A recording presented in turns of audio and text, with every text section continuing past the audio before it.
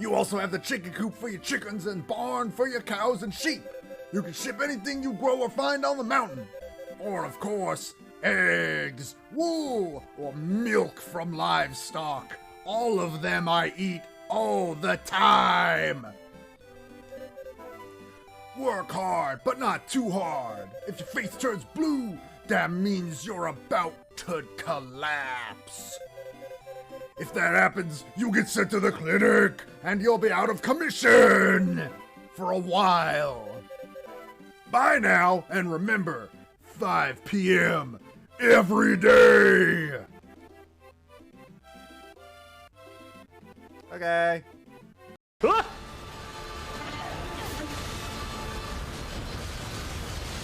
All I know is kill.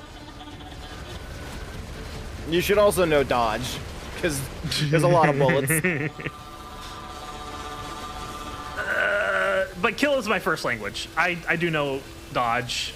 Okay. I'm just not as fluent in it. You took a semester of dodge in college. Yeah, I took exactly 1 semester.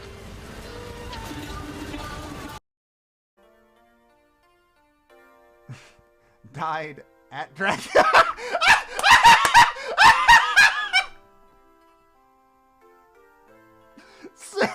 Sarah returned to Ostia.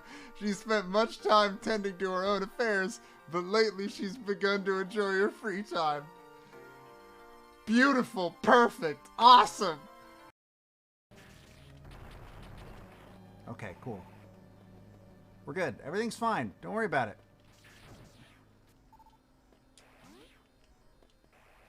Fine. Oh my god, there's so many. There's so many, they're all dead, and I didn't get to do it, and this is bullshit!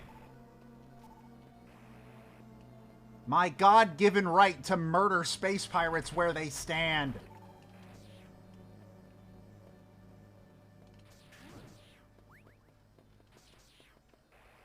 It's being stolen from me. It's enshrined in the Samus Constitution, and now I don't even get to do it! Roll.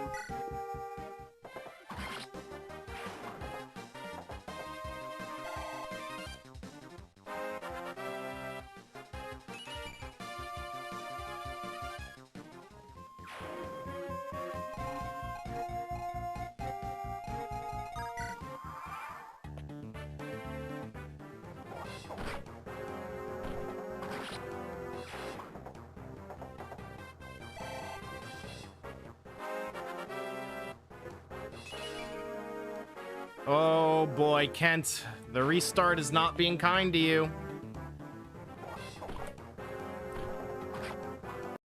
So many times I'm going on pages in my notebook. God bless. Alright, this is my postcards. Oh my fucking god! What's wrong? Please tell me you can send them. Oh, man. There are 2 ways you can send them. Okay. Number 1, you can save them, or the big thing is you can save them to your DSi's photo album, which you can then use to upload to Facebook, maximum resolution 200 by 200.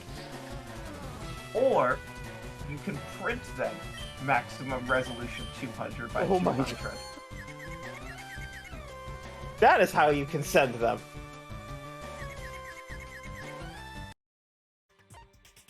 Excuse me? We should let him vent. After all, it's tough being the man of the house. Feel like we just got an unfortunate view into Tsumugi's home life.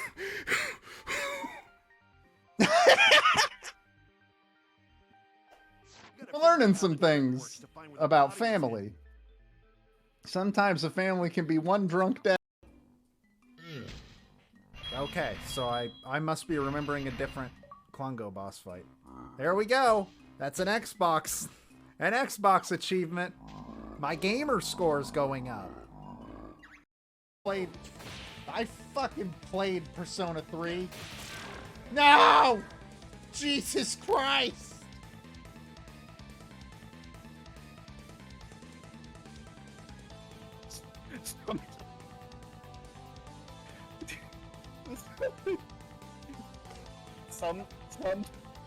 Sometimes that's how it goes, you know? Sometimes you just get confused and punch. All right, ready to move on. I think we got everything here. What if the slots are win? No. What if the slots are winnable? Ah, well. Damn. Let's find Shat. Maybe after a few games. Well, we sure are in a spot, aren't we, gentlemen? Oh, I guess macaroni was more important than friends. He's giving me the attitude. Like, why are you staring at me, Dad? Again, I want to like chop Yoshi's eyes in half. Like, I want to stick my hand in between the butt of his eyes. Interesting. Like, most people don't share their intrusive thoughts like that. The child needs to eat. I am the child. I have nothing to lose tonight. Running a blade down Yoshi's eyes. I'm just gonna cut him. I just want to like karate chop. You literally said the phrase cut, the word cut. You said cut. Okay, I don't mean like. What the fuck did I miss when I was gone for less than a minute?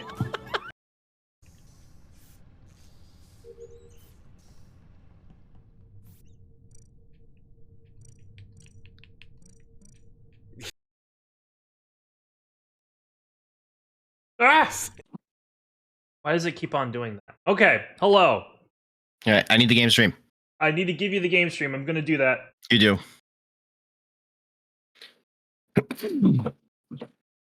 Yeah, jump scare. I shaved. Happy New Year! It's the first stream of 2024. Thanks for the resub, Oda Cat. Oh, we're back with Nier Replicant. We're starting Route B. And you know, it's been like what, 4-ish weeks? 3.5, roughly. Okay. So, Alex, my question to you. So, you've seen a little bit of a preview of how Route B starts. Yeah. What do you think is Route B's deal? What is your prediction? I think, well, it opens with Emil talking about Kaine or to Kaine. It's at the Kaine wall. That's what's happening. So I think we're going to be exploring her a little bit more. Maybe the characters that aren't Nier and Yona. Okay. I think what the deal is. That's what I hope it is. Because I feel like Kaine and Emil didn't get the spotlight until the very end of Root. Okay. So that's the prediction we got. That's the prediction. Am I warm? Should I not know? I just wanted to see what the prediction was. Okay. Just wanted to know where your head's at. It's right here, but let me adjust my camera a little bit. There we go.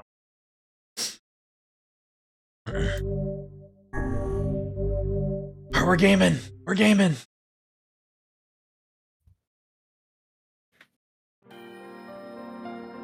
Whenever I interacted with Kaine, I was reminded about something from my past. Maybe my mind has been confusing her with my sister this whole time. Anyway...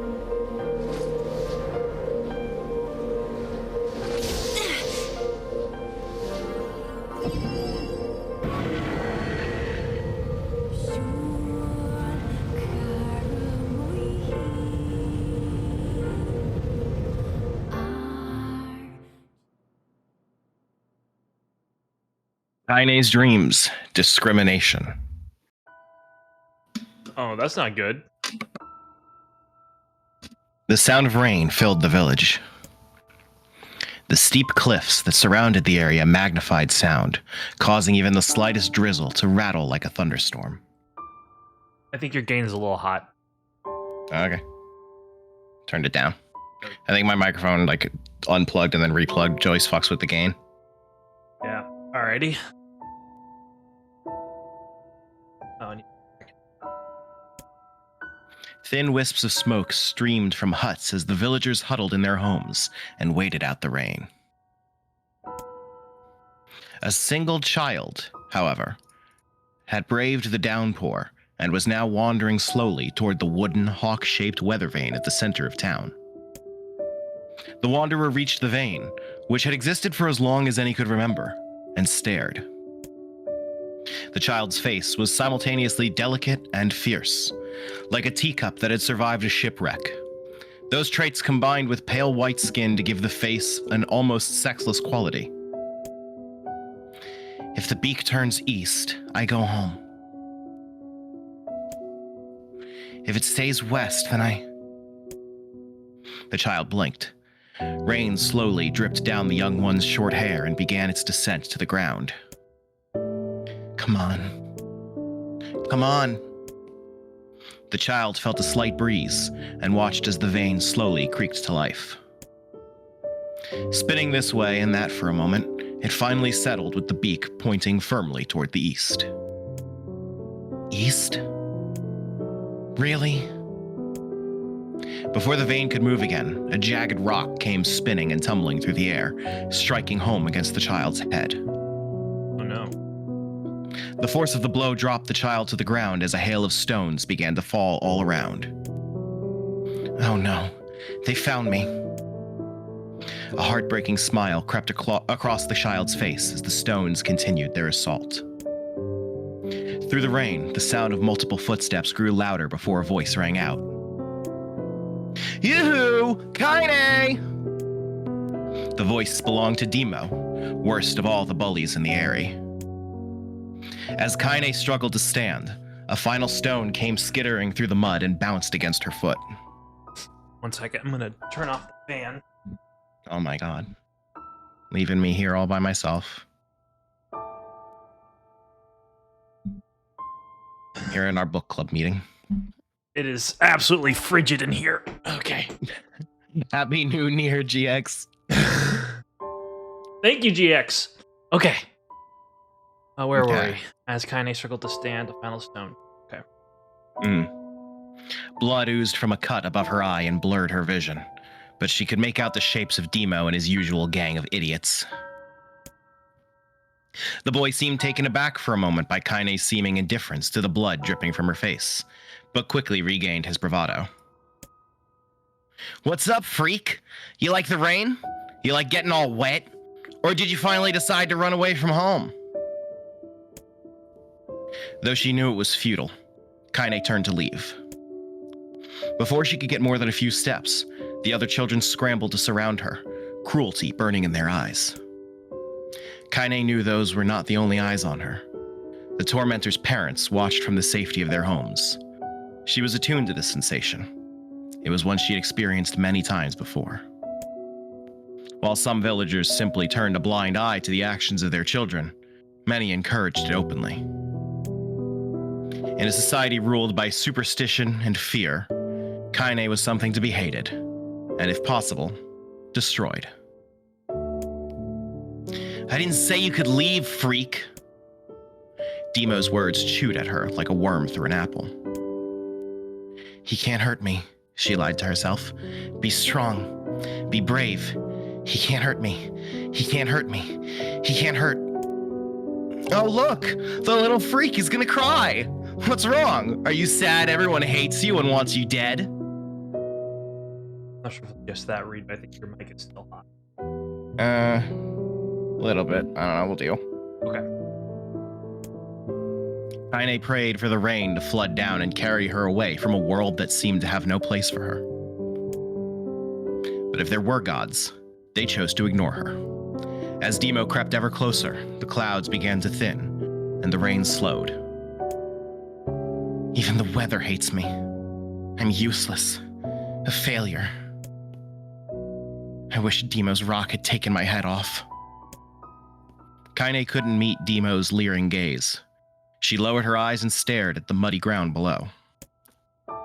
The bully moved forward until he was inches away. She could smell the scent of old meat on his breath. The boy grabbed Kaine's face with thick fingers and yanked it upward. She tried to turn away, but he forced her gaze back and jammed his thumb against her eyelid to pry it open. Show me. No. Did you just say no? Demo grinned evilly. You don't say no to me. No one says no to me. Not even taking his attention from Kaine, he called to his cohorts. Come on, guys. Let's give the freak what she deserves. As soon as Demo finished, kicks and blows began to rain down upon Kaine.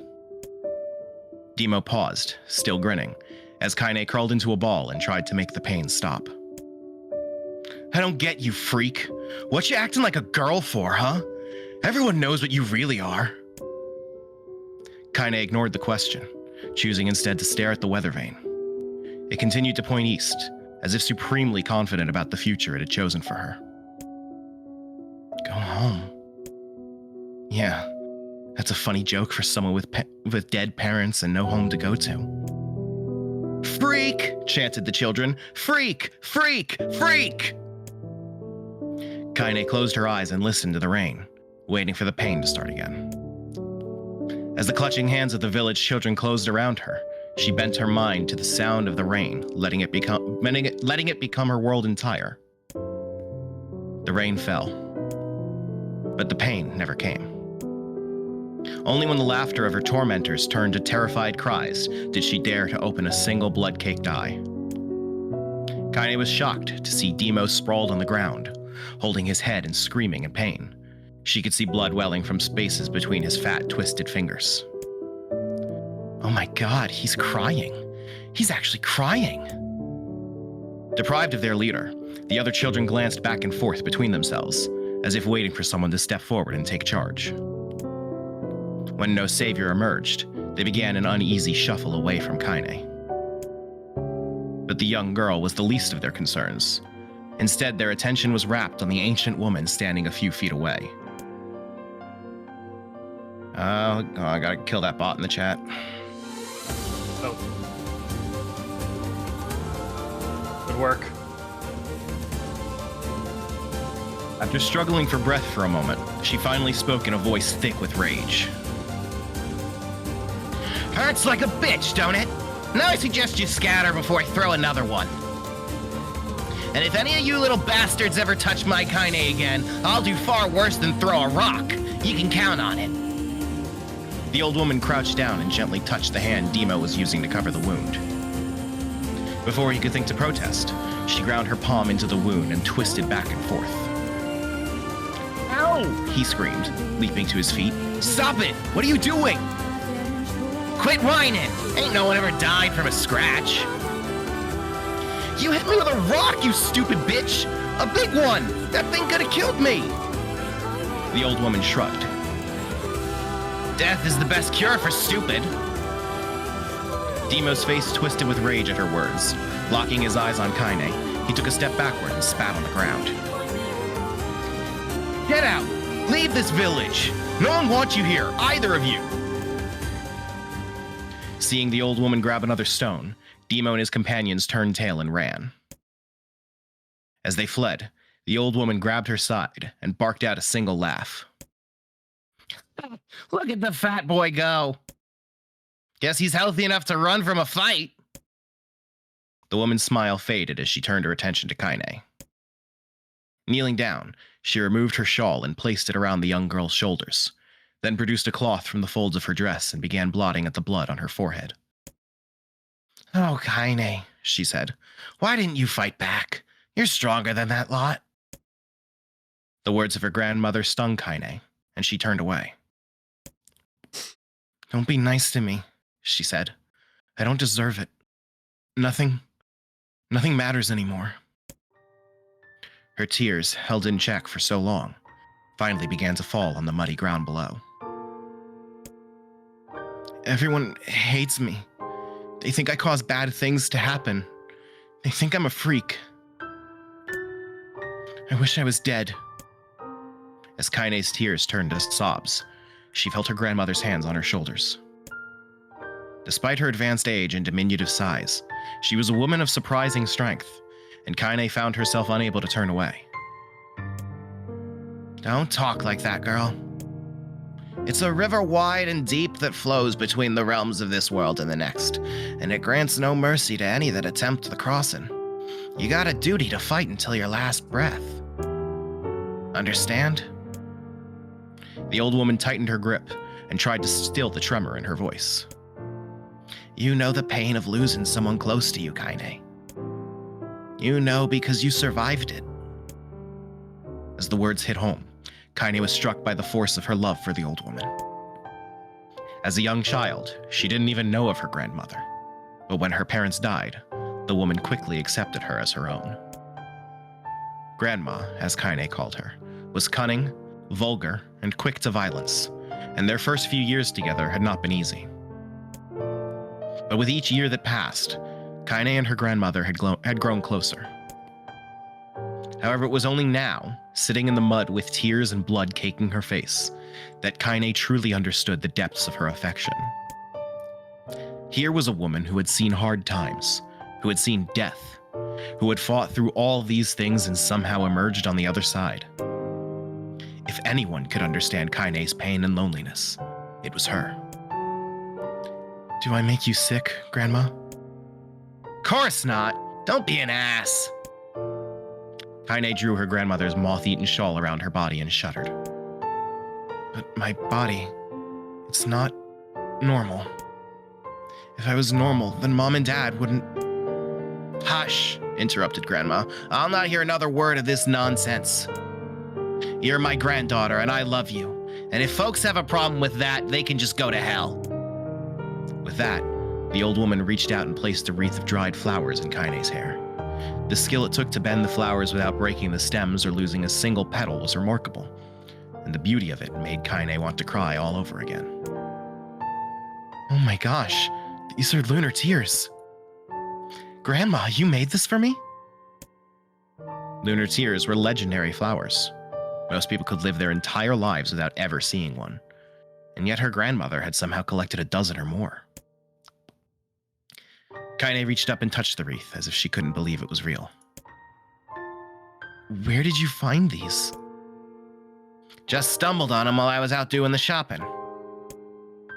The old woman turned away as she spoke, leading Kaine to suspect the search had been more difficult than she was letting on. The pains she took to construct the ornament, let alone track down the flowers used in its construction, made Kaine's heart hurt. She reached up and gently adjusted the wreath, admiring the way it felt between her fingers. Didn't quite turn out right, said her grandmother as she squinted at it. These old hands have trouble with delicate work, but it sure looks good on a pretty girl like you. Kaine blushed and turned away. You think I'm pretty? Course you are. What a fool thing to say. Thank you, Grandma. Her grandmother smiled. We're gonna be fine, you and me, she said. Long as we got each other, we'll be just fine. Kaine took her grandmother's hand in hers, and the two of them struggled to their feet. As they began the long walk home, Kaine gripped the hand with all her might, as if trying to stop smoke from drifting away on the wind. The rain had stopped. Kaine stood beneath the weather vane, watching it spin in lazy circles, no longer caring about the direction it faced when it stopped. I don't need to escape. I have a home now. Grandma loves me, and that's enough. Even if it's us against the world. Kaine let her gaze drift up past the vane and into the cloudy sky. The last faint hints of a window were slowly fading. As she turned and headed for home, the light scattered into a million particles and vanished, seemingly taken away on the breeze. Kaine's dreams, daily life. In the distance, Kaine heard the steady sounds of an axe striking wood. The noise had a purposeful quality to it, as if she was hearing a master woodsman go about his work. The firewood being produced, however, was as far from a work of art as could be. Pieces of every shape and size were being flung about a barren yard with wild abandon. Anyone trying to stack such wood would probably die of frustration before the job was through. Stupid piece of shit axe! Kaine's grandmother flailed away with the axe, filling the air with both splinters of wood and words that would make the most hardened sailor blush. "Grandma," called Kaine. "That you, Kaine?" yelled the old woman, taking her eyes off the wood for a moment. "Don't get too close or I might take your goddamn foot off by mistake." She brought the axe down on a piece of wood, sending chips flying in every direction. One spun past Kaine close enough for her to hear the whistle, at which point she decided to step back.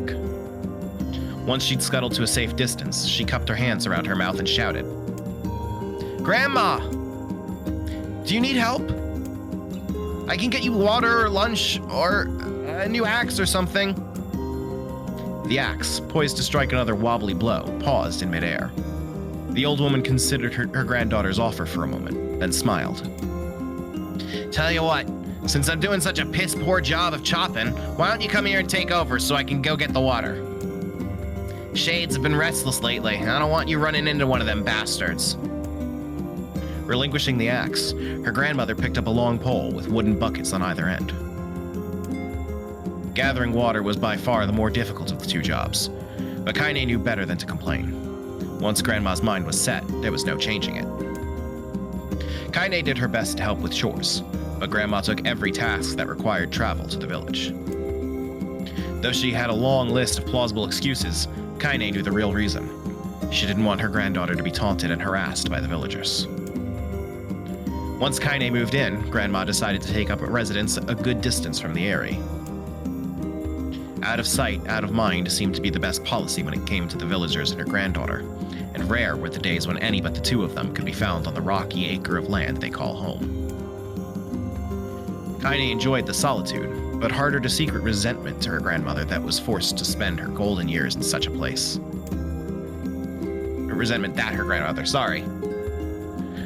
After watching her grandmother leave, Kaine turned her attention to the task at hand. She had never chopped wood before in her life and soon discovered why the old woman hated the chore. Swing after swing of the axe produced only a tiny crack in the wood, and when she finally managed to connect with a solid stroke, the tool embedded itself in the log and refused to budge. Frustrated, Kaine swung the axe around her head and threw it, log and all, across the yard. Damn it! Crap! She suddenly understood the joy her grandmother felt in a good curse. Happier now, she picked up the axe, forced it from the wood, and resumed chopping. She had a natural skill with a blade, but the task was challenging, and blisters soon began to form on her small pink hands. This is tough, and my logs are all weird sizes. Spitting on her palms and ignoring the pain, Kaine redoubled her efforts. Just as she was developing a rhythm, Grandma returned from the village. Setting down her buckets with a small sigh, she took one look at the logs and coughed out a wheezy laugh. "Pretty clumsy, girl. You better practice if you..." Her grandmother suddenly collapsed to her knees, causing one of the buckets to wobble precariously. Eyes wide, Kaine dropped the axe and ran to her grandmother's side. "Grandma!" The old woman shook her head and pointed a trembling finger at the bucket. "Get the bucket. Can't let it spill." Kaine steadied the bucket with a foot as she knelt by her grandmother. A small bit of water sloshed over the side and made a new home in the hem of her dress, but Kaine didn't notice. "Hello, Halkany. We're in the book club hour of Nier." Yep. So, this could be a lot of reading. Grandma, what's happening?" Crazed with panic, she grabbed her grandmother by the shoulders and shook. After a moment, the woman lifted her arms and batted Kaine away. "Stop that! Just stop!" she cried, breathing heavily. "It ain't like I'm dying. Just tired from the trip is all." Kaine desperately wanted to believe her, but one look at the old woman's shaking hands and worn face told her more than words ever could. Her grandmother had lived a long, hard life, and it seemed the bill was finally coming due. The time when her grandmother watched over Kaine was ending. Sooner than either of them had feared, the positions would be reversed. The next morning, Kaine came to the side of her grandmother's bed and took her wrinkled hand. "Grandma, you're sick, and you need medicine. I'm going to the village." The The old woman shook her head and tried to rise, but Kaine gently pushed her down. "It's all right," she said. "I'll be fine." Her grandmother fixed her with a gaze that could melt steel. After what seemed an eternity, she finally lowered her eyes and sighed. "Well, I don't like it, goddammit. But I guess I should quit being so stubborn and let you grow up." The old woman watched as Kaine strapped on her boots and made her way down the road to the village. Hours later, as an unseen sun made its way across a dark and rainy sky, she was still watching. Kaine moved at a brisk pace, checking her pockets every few minutes to make sure the money her grandmother gave her was still there. Every noise caused her to spin on her heels, making sure she wasn't being stalked by a shade, or worse, Demo and his gang. But she encountered neither tormentors nor shades, and Kaine finally found herself at the entrance to the village. The few adults she could see glanced sideways at her, then muttered to each other behind raised hands before slinking away into the shadows. Her heart racing, Kaine took a series of rapid, shallow breaths and tried to calm herself. "I have to prove myself. I have to help Grandma. I have to be strong." She chanted those words to herself over and over as she slowly made her way. Finally, her eyes settled on a rotund older woman who was angrily waving her arms in the air and telling anyone who would listen exactly what she thought of Kaine's presence. "Hey lady," said Kaine with a bravado she did not feel, "where's the apothecary?" The woman's flabby cheeks shook in bewildered anger. "How dare this thing speak to me," they seemed to say. But Kaine saw that her eyes held a different emotion. Fear. "Yeah, we're both scared, lady. Trust me on this one."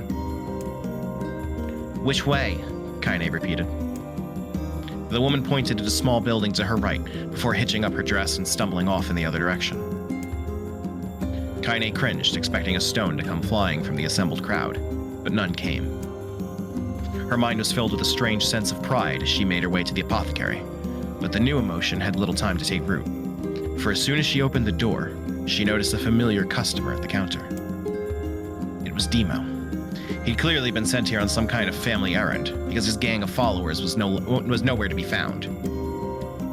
"Oh my god," he sputtered. What are you doing here, freak?" The insult was delivered without force, and Kaine happily ignored it. Stretching on tiptoes to see over the counter, she asked the shopkeeper for the medication. "Ha!"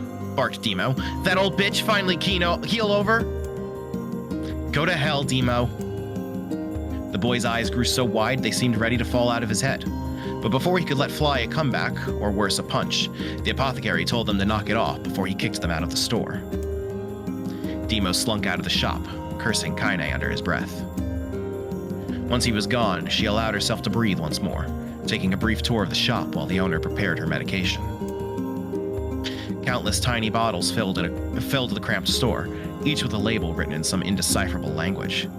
An ocean of aromas assaulted her nose, creating a scent that was exotic, but not altogether unpleasant. Seeing such a variety of supplies gave Kaine a sense of peace. Surely, in a world so vast, there would be a place she could call home. On the far wall behind the counter rested a portrait of a stunning young girl. The picture had once contained bright, vibrant colors, but time had worked its cruel magic, and they were beginning to fade. The beauty of the work, however, remained undiminished. "You like that picture?" Kaine turned to find the apothecary with a small vial of medicine in his hand. His eyes were gentle but sad, and they seemed to stare through her and into nothing as he spoke. "That's my daughter. I sketched it when she was just a little girl. She's been dead a long time now." Kaine didn't know how to respond. She just stared at the portrait and tried to come up with the right words. "Pictures are wonderful things," continued the shopkeeper. "They let the ones closest to you live on forever." He shook his head slightly, then looked down at Kaine and smiled. Handing her the medicine, he reached into his sizable green apron and produced a handful of old wax crayons. "You should have these. There's no one left that I wish to draw." Kaine took an instinctive step back, causing the shopkeeper's face to darken. "Yes, I've heard the rumors about you," he said. "It's a small village and word travels quickly. Between you and me, I'm not sure which of them to believe. but I also don't think they matter much. I know your grandmother, Kali, and I think the way she was driven out of this town is just deplorable. Grandma's name is Kali, thought Kaine suddenly. She was still mulling this new fact over in her mind as she reached out and gently took the crayons from the apothecary's hands. Your grandmother's an old friend of mine, he said as Kaine scooted away yet again, and I owe her much. I wager she'd like it if you drew a picture of her. Yes, I think she would like that very much. Kaine murmured a quiet agreement, but inside her heart was bursting. Never before had a villager treated her with anything but complete contempt. It was a tiny, almost imperceptible step, but it was a step nonetheless. And with enough tiny steps, she might one day discover the rest of the world.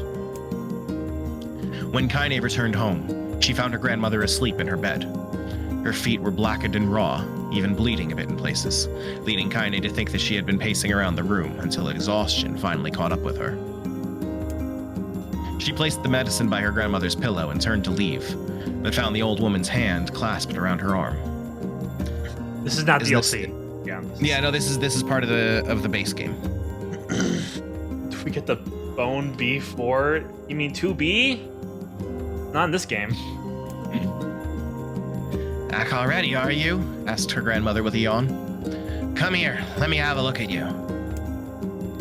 Grandma sat up and examined Kaine from head to toe. Finally satisfied that nothing terrible had befallen her grandchild, she leaned back and allowed herself to relax. Well, how was it? Those bastards give you any trouble? It was kind of fun, said Kaine with a small smile. No, seriously, it was. Fun, eh? Asked her grandmother in a voice which implied she believed anything but. Uh-huh. So anytime you need me to run an errand, just let me know. As she spoke, Kaine removed the crayons from her pocket. After a brief explanation of their source, she informed her grandmother that she was going to sketch her portrait. A portrait of me? Ridiculous. No one wants to stare at a wrinkled old crone. But Grandma, it'll make you live forever. Horse shit, said her grandmother, throwing back the sheet from her head. Living forever would just piss me off. Now put those crayons away and help with dinner. But Kaine would not relent, and in the end, Grandma found herself leaning against the wall of their house, as if posing for a master artist. Kaine took up the crayons, eyed her subject carefully, and set to work. Just as her grandmother was about to nod off, Kaine finished the piece. After staring at it for a bit, she released it from her grip and let it slowly drift to the floor. It's terrible. It doesn't look like you at all. I'm sorry, Grandma. I thought these crayons would, make drawing easy or something. The old woman's eyes narrowed at her granddaughter's disappointment. Let me be the judge of that, she said, ignoring the pain in her back and reaching for the paper. The sketch could have been a person's face. It also could have been a boulder, or a lump of clay, or an incredibly misshapen loaf of bread, all rendered in a chaotic array of colors. The old woman stared at the picture for a long time, then slowly wheezed out a laugh. Oh, Kaine, she said between laughter, you truly are my blood. You're clumsy as me, and I love it. But... Hush, I won't hear any more bull about how ugly you think it is. It came from the heart, and I'll treasure it always. True to her word, the old woman gave the picture a place of honor above the kitchen table.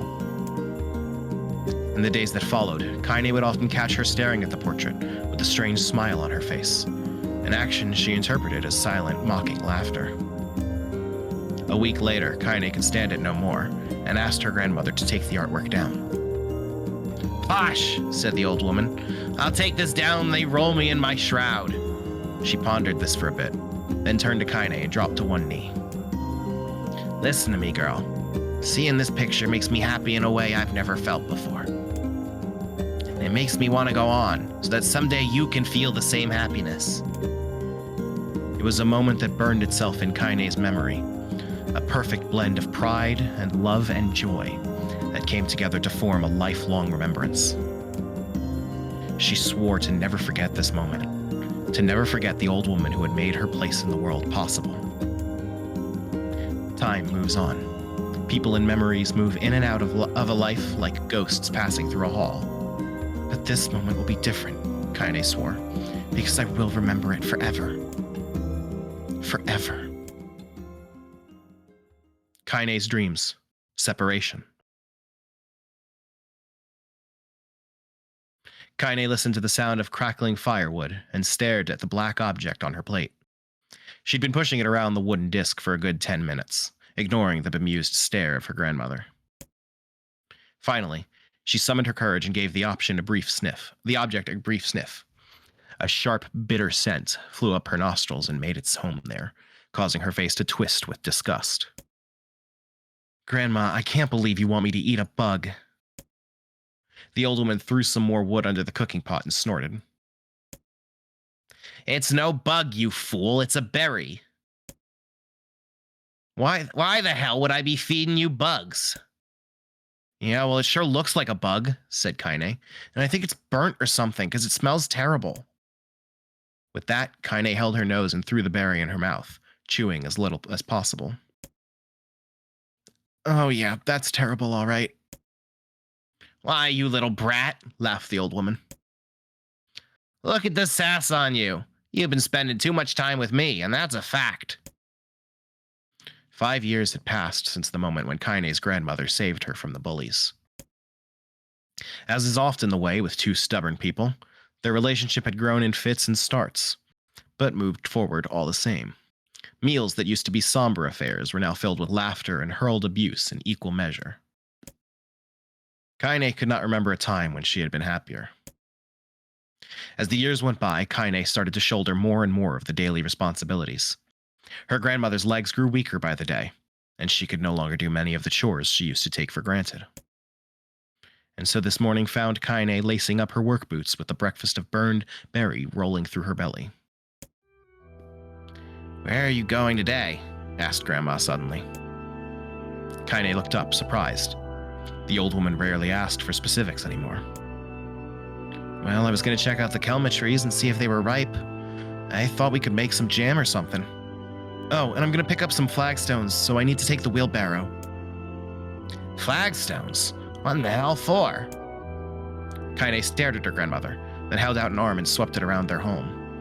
Constructed mostly of cloth, rope, and rubble, the old place sagged like a boxer in the final round. Grandma, a dying cat could chew through this house. I'm going to build a stone wall so we have some protection. The old woman laughed, exposing her toothless grin to the world. Goddamn girl, if a bunch of thieves want to ransack this old place, let them come. We got nothing worth stealing anyway. I'm not worried about thieves. I'm worried about shades. People saw one west of the village yesterday. The old woman tilted her head and stared at her grandmother. Granddaughter, fuck. You're good. Oh, shoot. I don't know why I have to do it today. We can worry about it some other... Grandma, no. If I don't go to the kelma trees, we don't eat tonight. You know that. A confused expression passed across the woman's face, and for a moment she was a small child lost at a carnival. Yes, she said after a bit. Yes, of course, you're right. I'm sorry, Kaine. Lately it seems my mind is... She didn't finish the thought, instead walking over to her nightstand and gently taking the wreath of lunar tears from the drawer. The flower's petals had aged to a brilliant whiteness, and Kaine thought it was more beautiful now than the day when she first received it. You're gonna be a true woman soon, Grandma said as she placed the flowers in the girl's hair. So that means less chatter about shades and building defensive walls and more talk about how beautiful you've become. Annoyed, Kaine reached up to remove the garland, but the look on her grandmother's face stopped her hand. You're a beautiful thing, said the old woman, and there ain't another like you in all the world. I'm very proud of you. Okay, Grandma, that's enough goddamn compliments for one day. Such a mouth on you. Where did that come from? Gee, I wonder. I'll teach you to sass me, girl, yelled Grandma. Suddenly, she lurched forward and grabbed Kaine by the ears, pulling her around the room with a crazed grin on her face. Grandma, yelled Kaine in a quaking voice. Grandma, stop it! What the hell? The old woman stared at her and blinked, then slowly held her wrinkled hands out as if it was the first time she'd ever seen them. I don't know what happened there. I'm sorry, girls. Sometimes my mind just... Kaine thought the look on her grandmother's face was the most heartbreaking thing she'd ever seen. Listen, she began. Maybe I should stay home after all. No, I won't have you stay here to keep an eye on an old codger like me. You go get your fruit and your wall and whatnot. I'll be fine. And when you come back, I'll have a nice grasshopper dinner waiting for you. Kaine rolled her eyes, then kissed her grandmother on the forehead and made ready to depart, trying desperately to ignore the worry that was gnawing at the walls of her heart. Kaine could feel the old woman's eyes watching her as she moved down the path. Don't turn around. Don't turn around, she told herself, but in the end, the temptation was too great. She spun on her heel for one final look and saw a small, bent woman standing in front of a ramshackle hut with a sad expression on her face. God, she looks so old now. It's like the wind could reach down and just carry her away. Kaine worried about her grandmother all day, causing her work to suffer. What little fruit she could collect was tossed carelessly into the wheelbarrow, and she only found a couple of stones before losing interest in the project.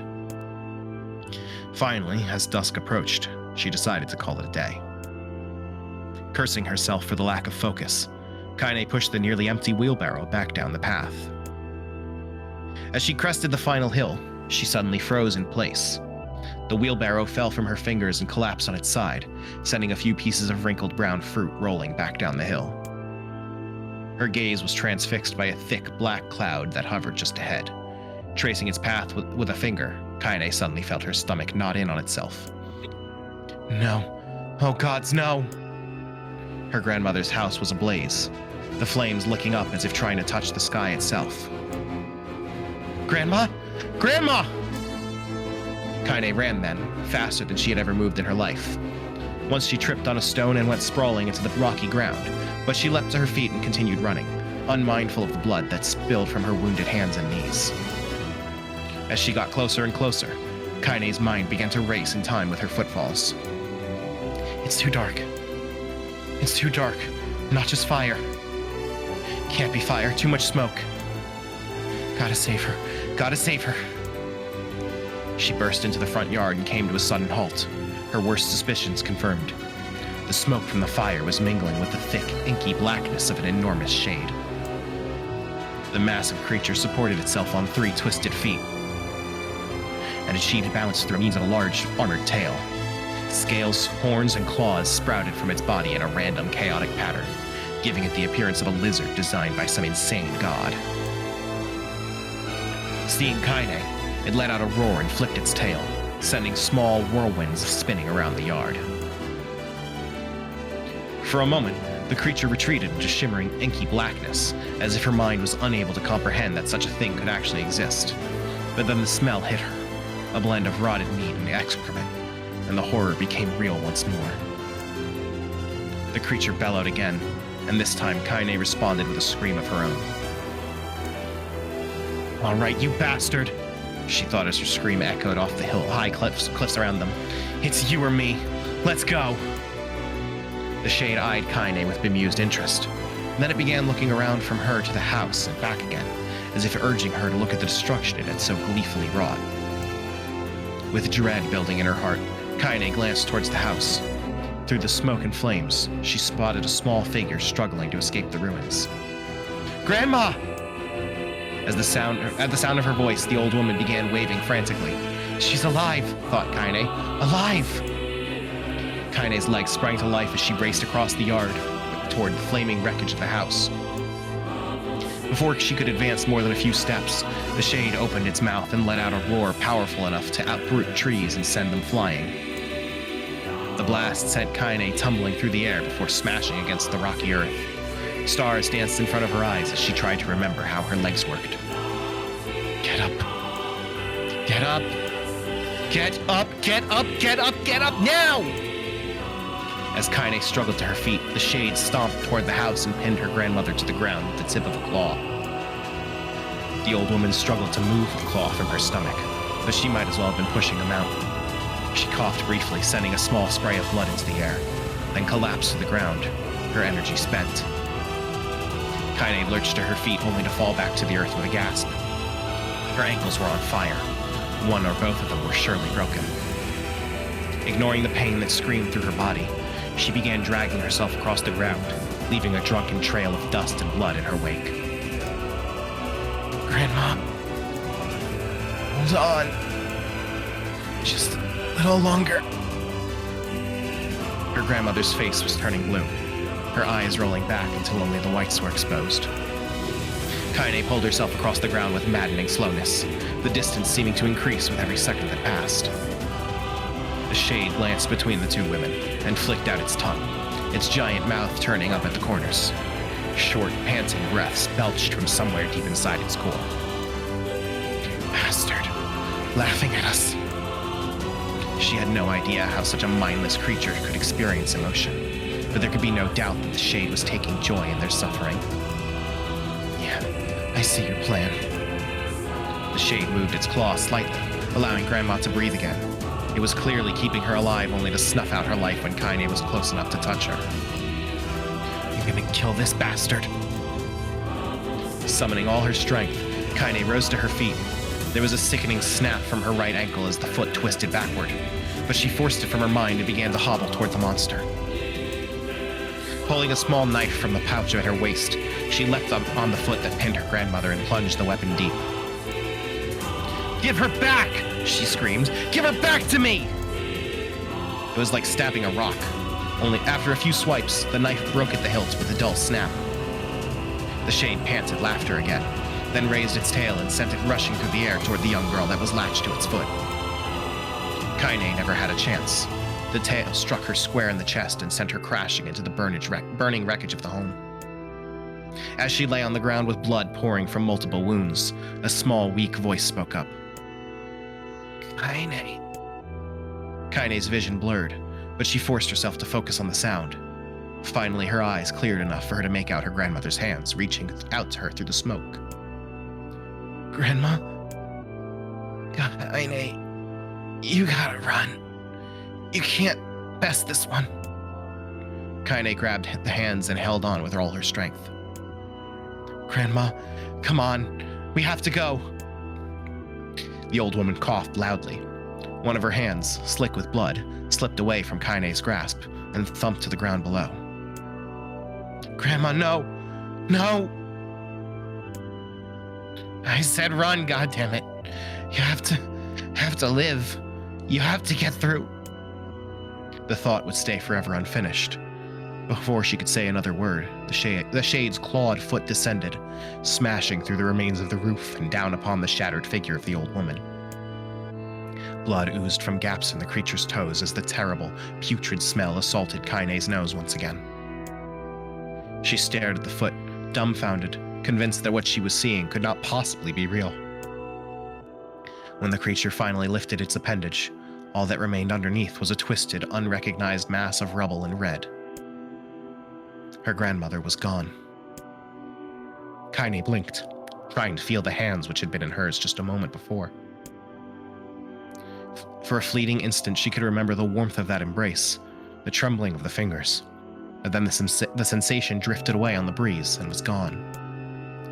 Memories flashed through Kaine's mind, one after the other, faster and faster until they became a meaningless jangle of noise.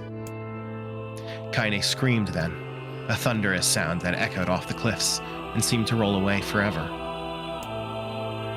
The shade eased forward, black ichor pouring from its mouth and dissolving into smoke on the ground below. The earth shook with every step as it crept toward its prey. Kaine's body slowly rose as if controlled by a mad puppet master. Her arms and legs were bent at impossible angles. Her head lolled dangerously to the side, yet somehow she managed to stand. Staring at the shade, her eyes began to glow with a deep red fire.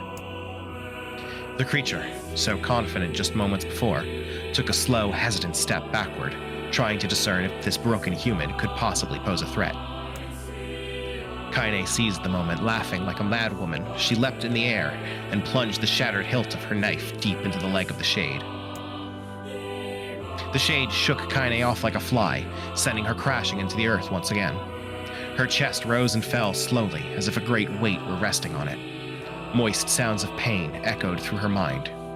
Something warm and thick oozed from her ears. Is that blood? I think it is. I think I'm bleeding to death. No, can't die. Grandma told me to live. Deep inside Kaine's mind, something finally broke. The sound, the pain, the smoke and flames, all of it faded away until all that remained was a single incantation repeated over and over again. Kill it. Kill it. Kill it. Kill it, kill it, kill it, kill it, kill it!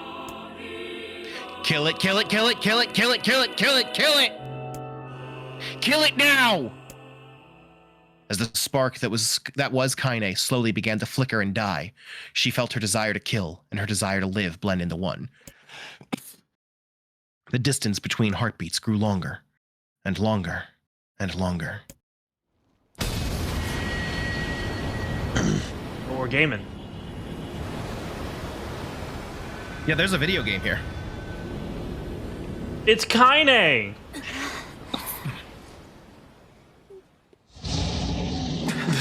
The next 30 minutes will entirely be dedicated to the words kill it, repeated over and over.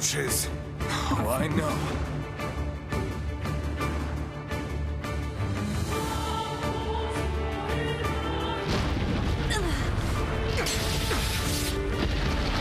You know, I prefer the shades as they're described in the visual novel section. Yeah.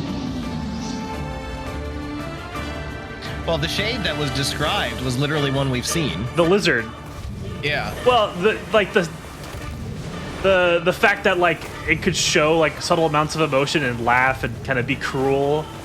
They just seemed like a monster, just like an animal when I first came across it. You can attack. You can hit the tentacles with your sword too. It dies today. But yeah, honestly, like Yokotaro's prose is pretty good. Yeah, no, it's real good. Strike it down. Or at least Yokotaro's prose as interpreted by whoever translated it. Every time I've seen a fan translation of the Japanese version, it's like pretty much identical. Oh, nice. If you die here, do you respawn before the visual novel section? I think you do. We haven't saved. I mean, we can just spam. Also, we're not gonna die. Yeah, you leveled up throughout all of Route A. This thing did not level up. I don't think we've even taken a hit. I also like that line about how like my sword feels lighter. That was in Route A, but I feel like it was a very conscious choice to put it at the beginning of Route B.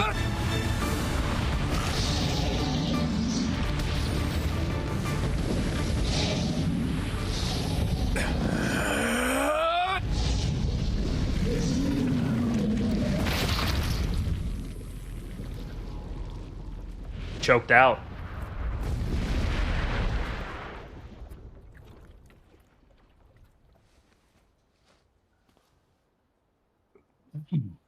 Yeah, GX, only losers know the answer to that question.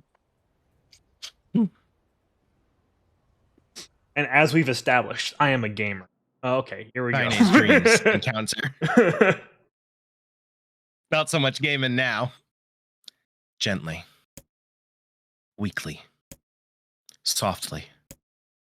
The shade, sure that its tormentor was dead, turned and stomped off toward the horizon, stomping along the way to bellow one final roar. Couldn't kill it. Shamed beyond imagining, Kaine tried to turn her head to the side, but only succeeded in coughing up a huge gout of blood. It was getting difficult to see, and only after a moment of fierce concentration did she realize that her left eye was gone. Laughing to herself, she turned her remaining eye to the ruins of her home and noticed a ragged stump of an arm resting a few feet away. Yeah, that's mine, she thought with a mad giggle. This is gonna make clapping a real bitch. Ha! Cried a sudden voice from the depths of her mind. Finally gonna die, are you? Well, you had it coming. Go to hell, Demo, she thought at the unseen assailant. Go to hell before I pluck out your eyes and feed them to a dog. The voice of her childhood terror evaporated into smoke. only to be replaced by another, more recent voice. "Hold still," said the apothecary, materializing from the ruins like a ghost. "I want to draw you. That way you can live forever." "No. Stop. Don't want to live forever. Want to die right here." "I see," he said quietly. "Well, if that's what you want." The spectral shopkeeper fluttered in and out of existence for a moment, then produced a piece of paper and sketched quickly. After a few seconds, he turned to the page to Kaine and smiled. "Since you rejected my offer, I decided to draw someone else." It was a picture of her grandmother, real as life. Kaine opened her mouth to thank the man, but stopped as the picture began to blacken in the middle. Before she could say anything, dozens of multi-legged insects began to swarm across the image, tearing at it with sharpened pincers. "Stop. No. Don't hurt that picture." Kaine reached out with her remaining arm and waved futilely at the air. To her surprise, the insects fell off the picture into the ground below, where they vanished into tiny black tendrils of smoke. Relieved, Kaine turned her good eye back to the picture, only to open her mouth in a silent scream. The sketch now showed her grandmother as she truly was, a smashed, unrecognizable lump of nothing. The apothecary smiled, then broke into a jolly dance. "See that?" he cried as he danced his jig. "It's perfect now. She looks just like you." "I look like that? Oh, God. Oh, God, I'm gonna die. I'm gonna die." Drowning in despair, Kaine laid her head back in the mud and smoke of her ruined house and waited for the end to come. But just before she let everything go, an unfamiliar voice began whispering in her ear. "Ain't you got a wish, sunshine?" The voice was vulgar and fierce at the same time, as if insanity had somehow found a way to take form. Kaine wanted to scream as the voice crawled under her skin, but her lungs refused to work. "You know, a wish, like a prayer or something. Why don't you get on your knees and start praying to heaven? Please, invisible man in the sky, save me! Save me!" Kaine finally resorted to shouting at the voice with her mind. "I don't make wishes. They don't come true for me. I'm a curse, a freak. I should be left to die." The other voice boomed in her ears. "Oh, God, you are the best!" Kaine glanced down and saw a black, shiny substance oozing from her legs. She tried to brush it away, but her remaining arm would no longer respond. The substance slowly crept around her feet and began moving up toward the rest of her body. Is this death? Is this what it's like? Or is my mind just losing itself? She could feel the slime oozing upward, feel the hot, searing pain it left in its wake. Whatever else might be happening, she was still alive, and this was real. "Come on," said the voice. "Let it go." Kaine tried to ignore the voice and concentrate on the pain, but the newcomer would have none of it. "Don't ignore me, sunshine. You're ready to give up, ready to die. So why not let me have it?" "Have what?" "Your body. Come on, give it to me. Give it to me. I want to stand on the ground, feel the rain, taste the wind." The voice paused, as if licking its lips. When it resumed, it was filled with mad, unabated joy. "And I want to take your hands and use them to choke the goddamn life out of people. I want to tear out their throats and bathe in the blood, just like before." In response, Kaine shifted her head and vomited. The warmth of it crept down her front and mingled with the pain of the encroaching black ooze. "Are you a shade?" "Yeah, maybe. What of it?" The slime reached her face, crept up past her nose, and slowly oozed into the socket of her missing eye. Ugh. The moment it touched her brain, Kaine was struck by the most powerful sensation she'd ever felt in her life. It was ecstasy. She wanted to scream with delight, but all she could manage was a small whispered moan. Feels good, don't it? Asked the voice with a chuckle. Yeah, what can I say? I know how to please the ladies. Now give me that body. Come on, give me the body and I'll give you more of this feeling. It's a fair trade. A black lump began to protrude from Kaine's side. As she watched, it grew longer and thicker, eventually taking the form of her missing arm. I can see better, she thought. My eye must be growing back too. The slime reached up to envelop the rest of her face, but she managed to brush it away. Stop, she whispered, marveling at how she had regained her voice. Stop. The black ooze hesitated, as if considering this request, then quickly shimmered down her body before disappearing in a cloud of smoke. Ah, what the hell, Sunshine? Screamed the voice. We had a deal! I thought you wanted to die! Grandma said, can't die yet. A brief image of her grandmother, bloodied and broken, flashed before her eyes. She saw the shade that had killed her and heard its mocking laughter, then closed her eyes and forced the image from her mind. Her whole body was quaking with rage. When she opened her eyes again, they burned bright red. The thing took my grandmother. I have to kill it before I die. Kaine glanced down and saw a mysterious pattern. The pattern of the shades burn itself into her left arm. Well, I'll be damned, said the voice cheerfully. Look at that, Sunshine. I think you and me are gonna be good friends now. Kaine stared intently at her arm. The more emotional she felt, the more the letters seemed ready to puncture her skin and begin infecting the rest of her body. The arm clearly had a will of its own now. All right. Pause. Mm-hmm. So this is the moment where Kaine becomes part shade? Yes. But she was considered a freak since she was a child. Yes. Why is that? I thought there is a key line of dialogue that Demo had. What are you trying to do, freak? Why are you acting like you're a girl? Oh God. Okay.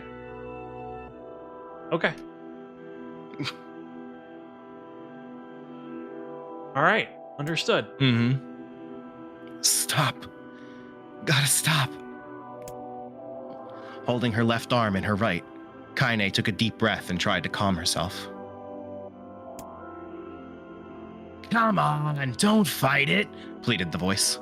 Hate's my favorite dish, and I'm hungry. Let it go. Feel the anger. Burn with the fire of revenge. Thirst for blood. Then go out there and... Shut up. Shut up and get the hell out of my body. Your body? Oh, that's rich, Sunshine. Real rich. Look, why don't you just up and die so I can have this body all to myself? What do you say? I bet those buddies of yours in the area would love to see you dead. Kaine grabbed a nearby shard of glass and tried to saw off the shade-infected portion of her side. Before she could, her darkened left arm grabbed her right wrist, crushing it. Kaine screamed and dropped the shard as the sound of bone crunching on bone filled the air. Stupid idiot girl! You're possessed now, Sunshine, and there ain't no going back. The voice laughed again, a loud, long wail that seemed to go on without end. Possessed? Whispered Kaine. Yeah, possessed. You and me, we got what you might call a timeshare agreement. Remember how folks used to think you were a freak? Well, wait till they get a load of you now! Kaine looked up, tears in her eyes. The sky seemed smaller somehow, darker. Is this because of that shade? Is this how they see the world? So, listen, purred the voice. I know this whole possession thing seems a bit sudden, but it ain't all bad. There's plenty in it for you, too. I'm a very powerful creature, Sunshine, and that power belongs to you. You got enemies? People you want to kill? I can make it happen. That little fat kid who kept picking on you? That big old shade that squashed your granny? We'll wrap them up in their own assholes. No more abuse for you, Sunshine. No more pain. Wait, said Kaine. You're a shade. Why would you help me kill another shade? What, you think I'm some kind of racist? Some killing snob? I don't give a good goddamn who you murder, honey pants. I just want to drink from the well. Kaine considered this as she struggled to her feet, the power of the shade coursing through her. The smoke from her house was drifting away with the wind, and she enjoyed the way the cool evening breeze felt on her new left arm. After a long pause, the voice spoke up again. This has to be a different shade from the one that killed the grandma.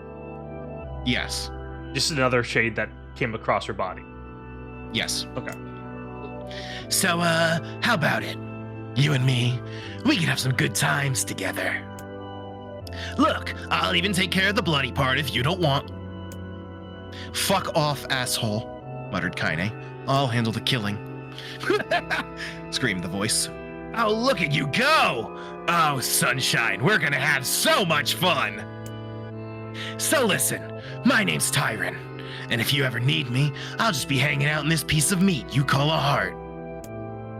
Now get to it. The more you kill, the more your heart returns rotten and sour, and I like rotten and sour. And this is why Kaine can just come back from the dead whenever? Kaine found herself nodding at the voice. Yeah, she said. Yeah, I think this can work. I'm gonna find that shade, and I'm gonna strangle it with its own guts. And when I'm done, I'm gonna do the same to you, Tyron. Count on it. Laughed Tyron. I've shit bigger than you, so good luck with that. Oh, and hey, one more thing. Right now, you and me are sharing this body. But if you ever run out of hate, if you ever, go soft, then I'm gonna take over everything. So keep on killing, sunshine, and watch your back. The voice grew fainter and gradually faded away, fading to somewhere deep inside Kaine herself. Kaine waited until she was sure the voice was gone, then waved her new left arm around a few times. It feels perfectly normal, she thought. It feels like mine. Desperately, she began poking and prodding at the new limb, determined to find something wrong with it. She didn't want to feel normal. That would mean the creature inside her had already won. I'm not a shade. I'm Kaine. Repeating this mantra in her mind, she slowly began digging through the rubble of her house, being careful to ignore a certain red-stained spot in the corner. Finally, after what seemed like an eternity of heartbreaking work, she found what she was looking for. It was the wreath of lunar tears. Though it had been through hell and back, the garland's petals were as bright as ever. Kaine started to place it in her hair, then slowly lowered the wreath and stared at it. I'm sorry, Grandma. I'm so sorry. I don't deserve to wear this anymore.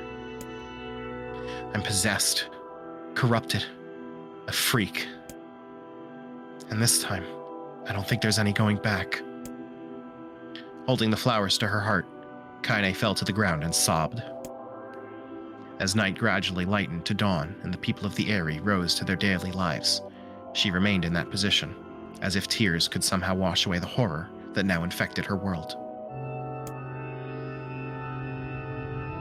Alive! Stay alive! Stay alive! Grandma. Kaine, you gotta live! You gotta come back to us!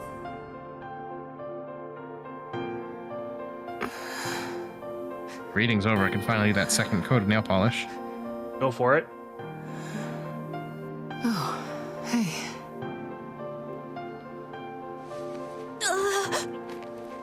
Grandma looks weird.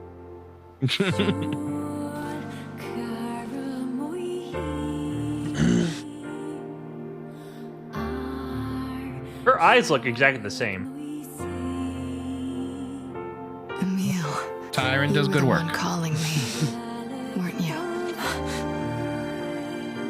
You still recognize me?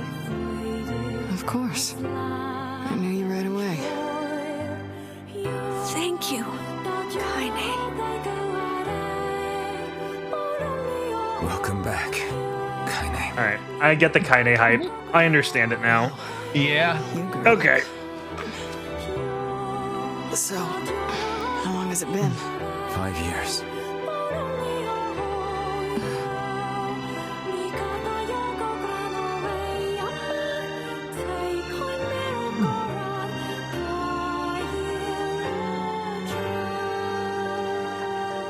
So, I should say also, just for some context, in the reading section, there is one thing that is still technically censored in this version. Although most people don't mind this one, because what was censored is that instead of just verbally abusing Kaine, Demo and his bullies sexually assaulted her. Oh. Yeah. Yeah. Okay. Most people don't complain that that part was kept out. Yeah. But that is good context. Mm-hmm. Any luck with Yona? We are still no closer to finding her. We need a way to locate the Shadow Lord. The context and information being given is the same in the Japanese version, just to clarify. But it was delivered in a different way, we can say. It's not as good as your grandmother's, but I tried. No, it's great. Thank you.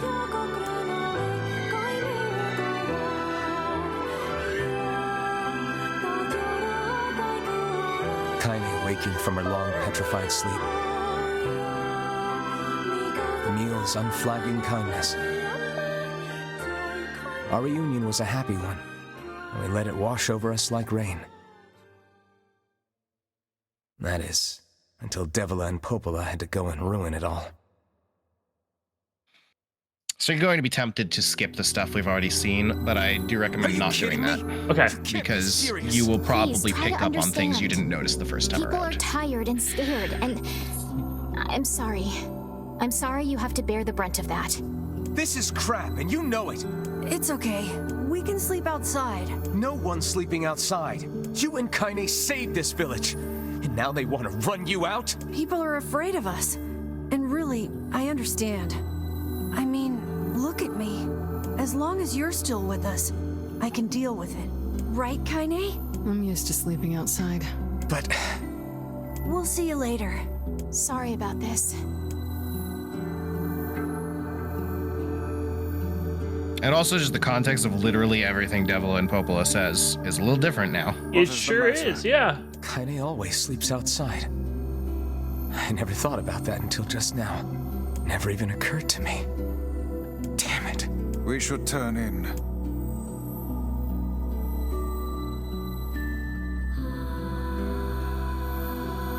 I didn't get much sleep that night. For the first time in my life, I hated Devila. What about Popola? Not for the last time. In my life, I doubted Popola. But those feelings are pointless in the end. They said and did what they did for the sake of the village.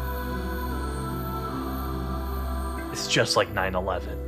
To protect it from the horror of the Shades.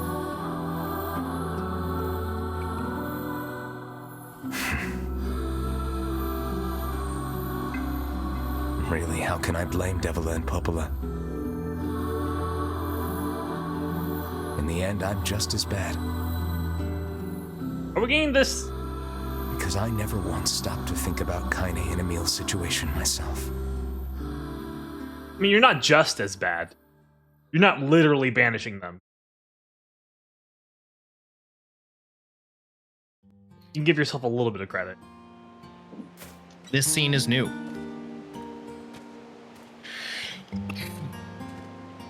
When I say new, I mean it wasn't even in the original I should game. apologize to Kaine and Emil, but what good would that even do? I got a fire going, Kaine. Wait, is that? Campfire? I'm so Oh, they're happy bonding. to get to talk to you again, Kaine. Yeah, me too. I tried everything I could think of to save you, you know. I polished you with a special cloth. I poured warm water over you. Wait, you poured water on me? Yeah, but it didn't really do much except make you all shiny. Hey, Emil. Thanks for saving me. I guess you noticed how I look different now. What did we do exactly to save her? I'm sorry, Emil. It was Emil's I'm magic. sorry for all of it. Well, I mean, this new form isn't all bad, you know? Because we had to do At that whole least I thing can of look him at you when we talk, right? merging with his sister's body and all that. Did that happen at that moment? I thought that was before. Well, that was before, yeah, but then that gave Emil the Magic powers. Okay. Hey, Yeah. so why don't you tell me something about yourself? I'm not very interesting. Sorry. Come on, I just want to know you better. We reread everything. Fine. Also, all you happened can when I see was a kid, the before the bandages whole on Kaine's shade body are possession covering up thing. the shade part. Yeah, I always figured that was the case. Mm-hmm. My body is different. And when the villagers found out about it, they started treating me like a freak.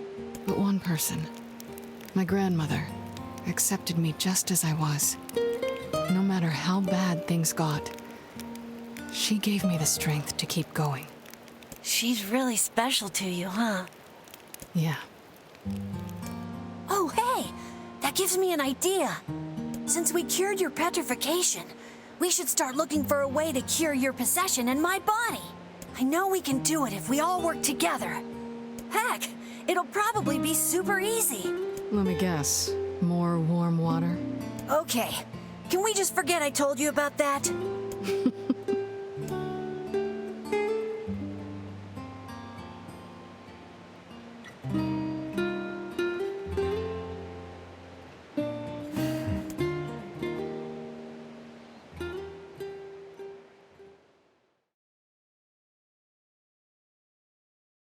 That was good.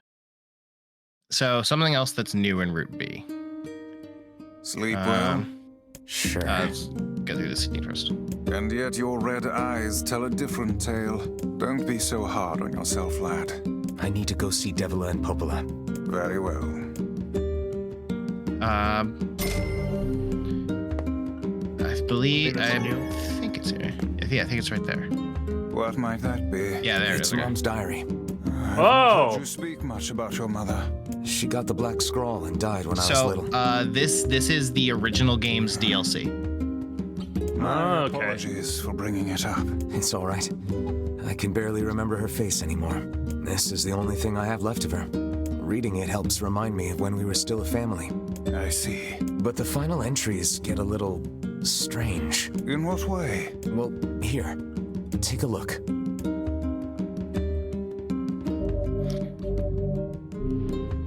Okay. This part has brand new dialogue added just for Replicant, by the way. Say there.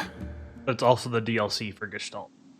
Yeah. So this Can this you part not was the hear DLC, me? but this dialogue wasn't there. Okay. Oh, is this the trials? Yes. Whoa. Why are you standing about like a slack-jawed Whoa! Sorry. Whoa! Like I was dreaming or No way! Sleeping on one's feet is quite Oh a my talent God! indeed. Come now. There's the It's door. happening! Right. Let's go. It's him! They added that dialogue just to bring him back. That's so cool!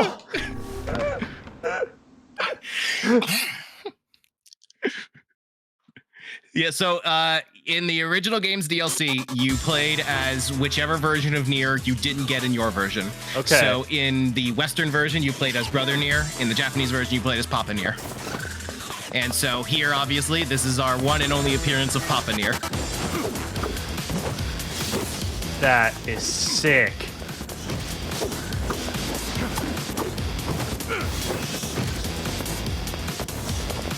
Okay, I'll just do this. Yeah, Where did this flying music come enemies are from? Yeah. I guess we're So going down? Yeah, so like I said, as cool as the pop-off of seeing Papa Nier is, this DLC is nothing special.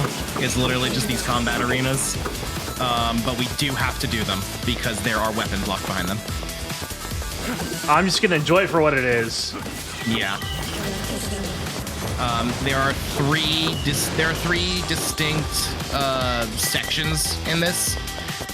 This one you'll probably be able to finish. The other two are probably too high level, so I'll have to come back.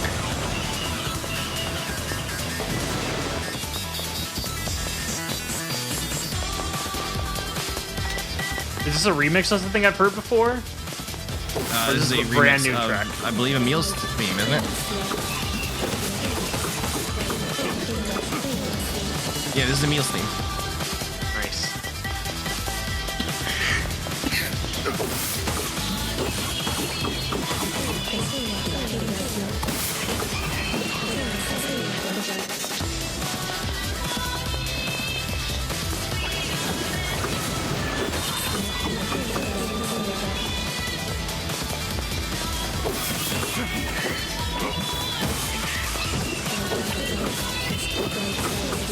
So, Kaine's story. Fantastic. Mm-hmm. Maybe the best part. We spent a lot of time just reading and not really like getting any of your thoughts. So go off. I want to hear what you think. I mean, I thought it was a perfectly executed 3-part short story that finally gave us some context as to what her whole deal is.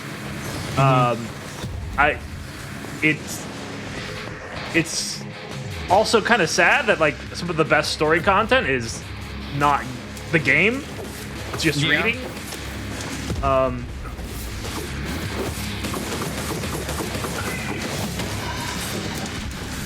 It is definitely like, I don't know if that's just because the game didn't have the budget to really like go into it or what, but it became a signature style of Nier to the point that like they sure didn't do anything about it here. I was also kind of thinking in my mind like what it would look like rendered in engine, and you know how stiff and wrong characters look. Is the game supposed to look like this? Why does it look like shit? Is DLC shit, I don't know.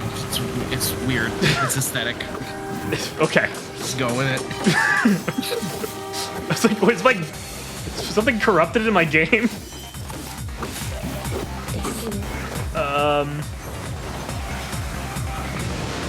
It is supposed to look like this. I don't know why. Alright, it's making my eyes bleed. I hate it. But the story was fantastic. I picked up on like that comment made by Demo as I thought it was like, oh, this is interesting that they coded it like this. But no, that's legit what they were going for. Yeah, that's not subtext, that's just text. That's just text. Yeah.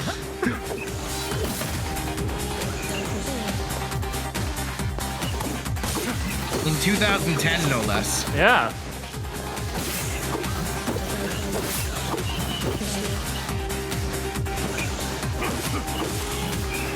You know, it seems like Tyran was probably a serial killer in a former life, but at least he's an ally. Yeah. Also, the fun thing about Tyran is that literally everyone, when they just get to that part on their own, they assume it's pronounced Tyran because that's kind of how it looks like it's supposed to be pronounced. And then 20 hours later, in the final true ending of the original game, is the first time that you hear Tyran's name in voice acting. And it's pronounced Tyran. Yeah. You know, I grew up with the Darth Tyrannus as something I needed to understand. So Tyran felt like a proper pronunciation. They are Legion. There's the world of the darkness. Okay.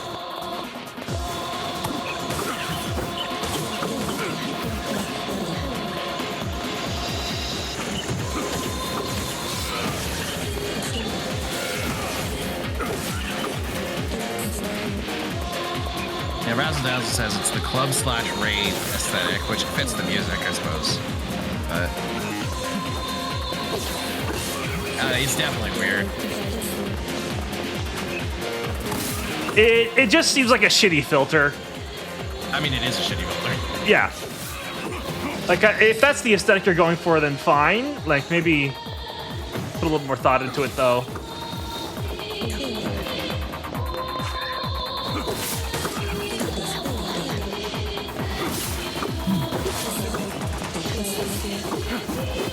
At least I don't have to think about these. It's really easy. Just kill them. But the grandma wasn't literally her grandma. I think she is, but Okay. it's not really gone into.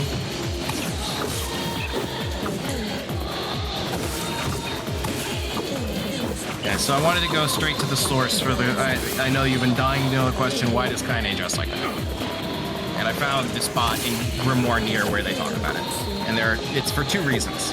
Number one is because Kaine was born intersex, and she grew up suffering abuse and discrimination because of it.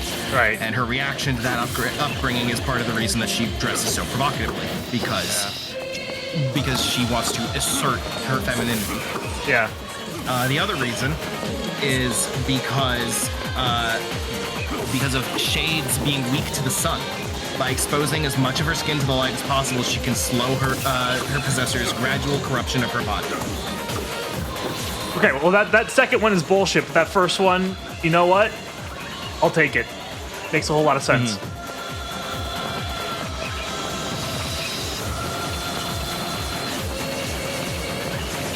It's better than she breathes through her skin.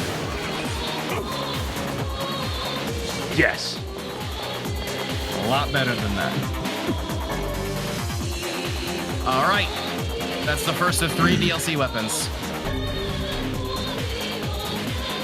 Did I read? I listened. It was an audiobook to me.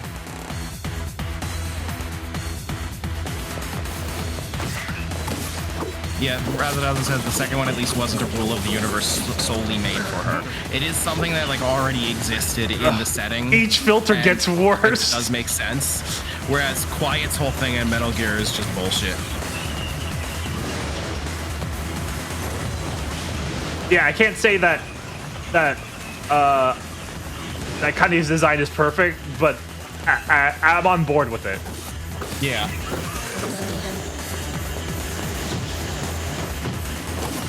It is not immune to criticism, I would say, but it is largely fine, I think. If they like, I just think the underboob and the ass crack window is just a little like a bridge too far. Like everything else, Yeah, it's a little too much. it'd be like that's fine. Like it is provocative, but it's. I'm fine with the concept, they just go too far with it. Yeah. Some people online like will tell you this theory that like it's like literally the dress that she wore as a child and it doesn't fit her anymore. That theory is total bullshit. Like we literally have concept art of Kaine as a child in the art book. It's clearly not that dress. Yeah, they don't really describe how she's dressed.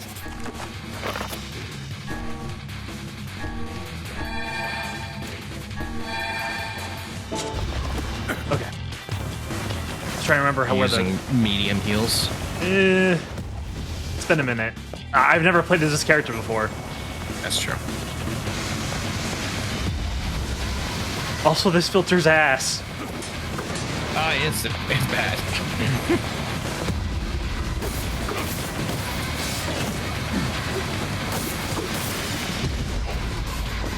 Also, Odacat says that I'm surprised they let him make DLC for this piece of shit game at all. I'm sure part of that is that DLC is probably spec'd out in advance before the game ships. So, like, the game wasn't out yet when they decided DLC was happening. I don't think that decision would have come after the game sold like shit. I think part of the appeal is how ludicrous her outfit is. That would be fine if she was a comedic character, but she's absolutely not. And so it's like I'll try and like take her seriously, but then the camera will like whip behind her, and there's just like there's her crack. Yeah. And it's not even like displayed sexily. It's just kind of it's like a joke. It's just there. Yeah.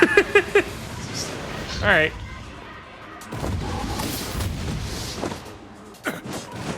The fact that they bothered to write her a lot of swearing next game. Do not write. A lot of swearing next games. Do not. The fucking what?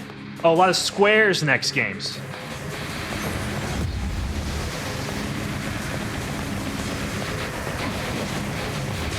She is also a swearing character. That's what I thought you were going for. Is that? Also, GX says now just imagining the scene of an archetypical parent who doesn't understand video games walking in and seeing their child reading through the novel portion on a full-size TV screen and feeling the need to engage with them in some way.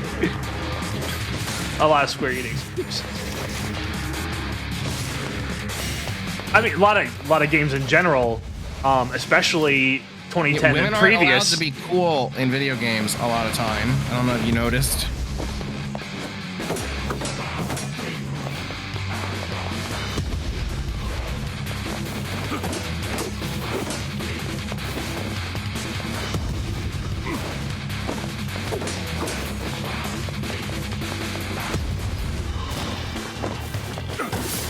I don't think this guy likes you.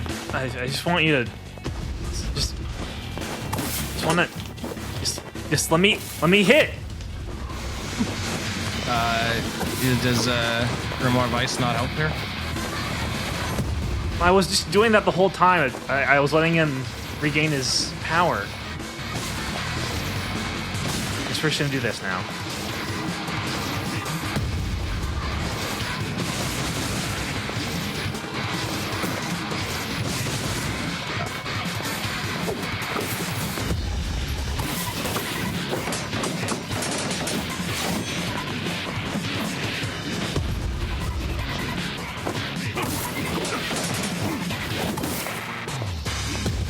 But yeah, Kaine rules.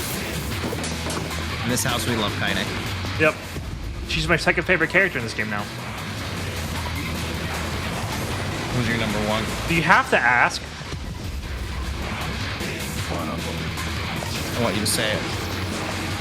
Grimoire Vice. There we go.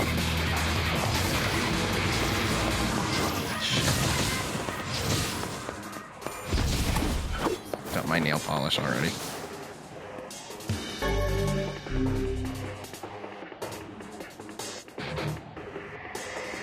No one has suffered as much as I am.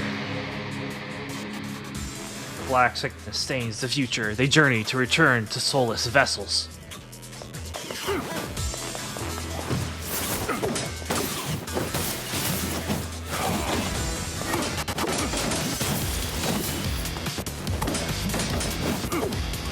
We also got this fun side-scrolling bit here.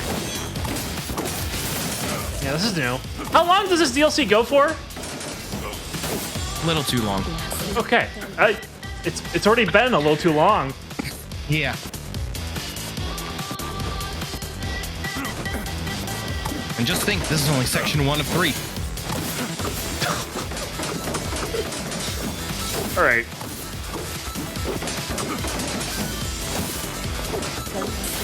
It's unfortunate they did not record any more dialogue between the segments here. Especially now that it's mandatory. Yeah. Fearless Matt is a new thing.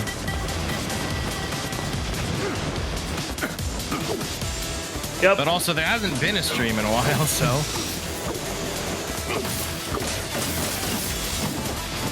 Like, Alex, you mentioned this is the first stream of the new year. It is. The last stream we had was James, actually.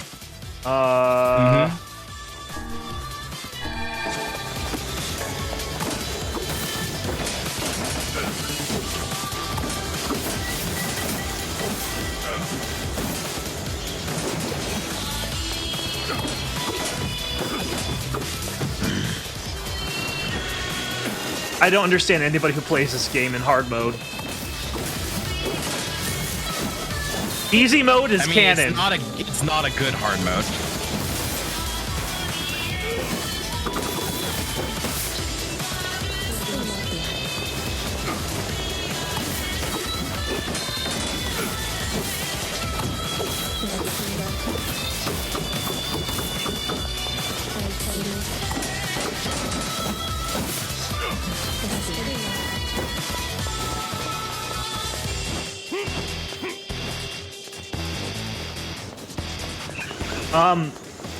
Matt, have you played the new Prince of Persia demo?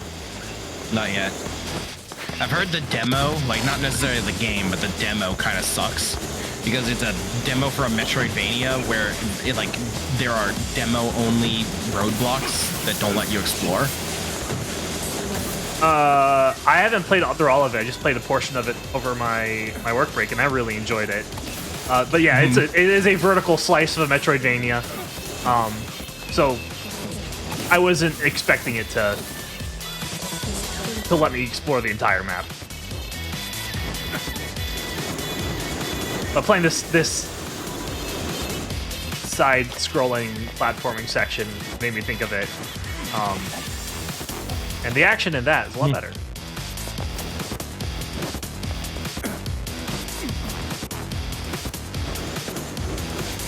If you ever play it, oh, let me know what you think, because I figured you would probably enjoy it. I've heard that it's probably pretty good, but also like I don't know when I'm gonna actually get around to it because this is a very busy time for video games. Like, is it? Nice going, idiot. Like, there's about to be Yakuza. Oh my god, Alex. Okay. I can't make the clip because my nail polish is drying, but I'm trusting someone else to make that clip right now. I was supposed to have a barrel bomb moment at some point in this stream. But new Yakuza is about to hit. Persona's next month, I think. Final Fantasy VII is next month. And on top of all of that, have you heard of the critically acclaimed MMORPG Final Fantasy XIV? No, I don't want to hear about it. You're not interested in its expanded free trial, where you can play up to level 70, including the award-winning Heavensward expansion and the award-winning Stormblood expansion, with no restrictions on playtime. Now coming soon to Xbox Series X and Series S. I don't own either of those consoles. Can I still play? Yeah, it's also on PlayStation 5 and Steam. I did make one of those potato characters named Defrey Tofrey. I was whatever the precursor to Black Mage. Thaumaturge. Yeah, Thaumaturge. Yeah, I've been playing Conjure into White Mage. My word. Something wrong? I feel as if I've just awoken from a most unpleasant Yeah, it dream. was unpleasant. I know what you mean. Vice is on That point happens as to me always. whenever I read it.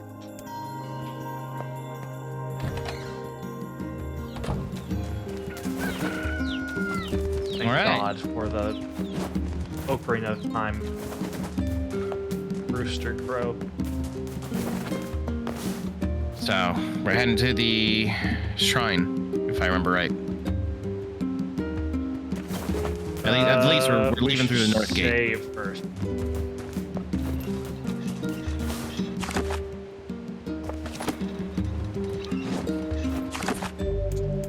Yeah, GX says, certainly feels like in the broadest sense, we're on the edge waiting for something to happen in the game space. Yeah. Oh, we gotta talk to Devila. My bad.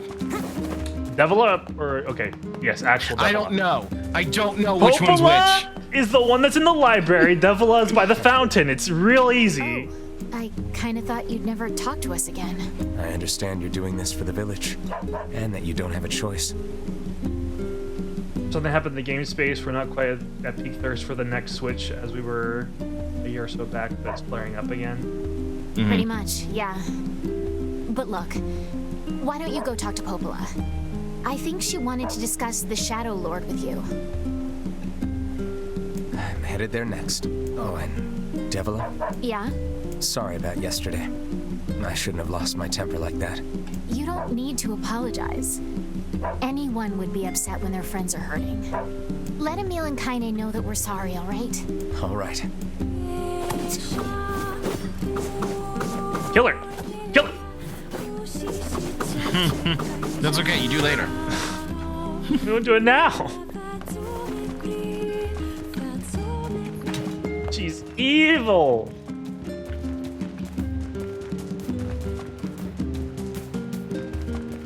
And by evil, I mean fighting for her own cause, which she deems as just. Yeah, she's literally trying to save humanity. Yeah. Like, you are kind of on the path to destroy humanity. Like, that is what you're doing. But the replicants are human in everything but name. But, yes, but the world is also on the decline because of the shades.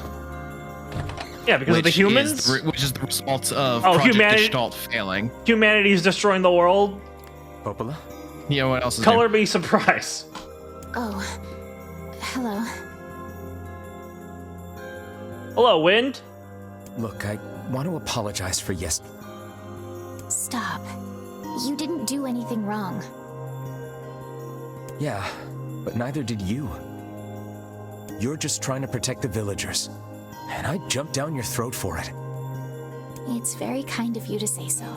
Regardless, please don't let it trouble you. Ahem. I believe there was something you wished to discuss with us.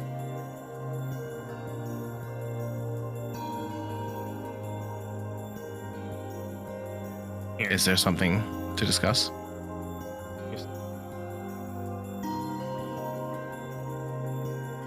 Oh, no, I can't. Okay, I can't. Ah, no! I lost it. Okay. I was messing with chat and OBS, but we're just not going to bother with it anymore.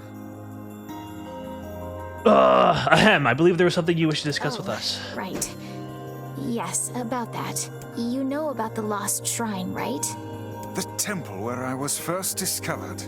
See, it's a good thing that we put 3 weeks between finishing Route A and starting this, because, like, I started Route A, or Route B the night that I finished Route A, and it was like back-to-back Lost Shrine. Yeah, that's not good. So, take a boat. A boat?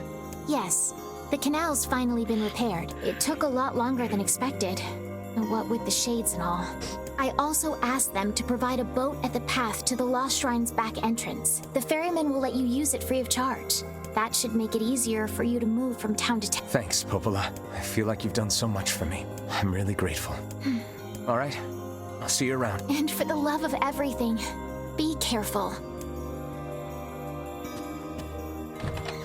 You might have a better time doing free off stream.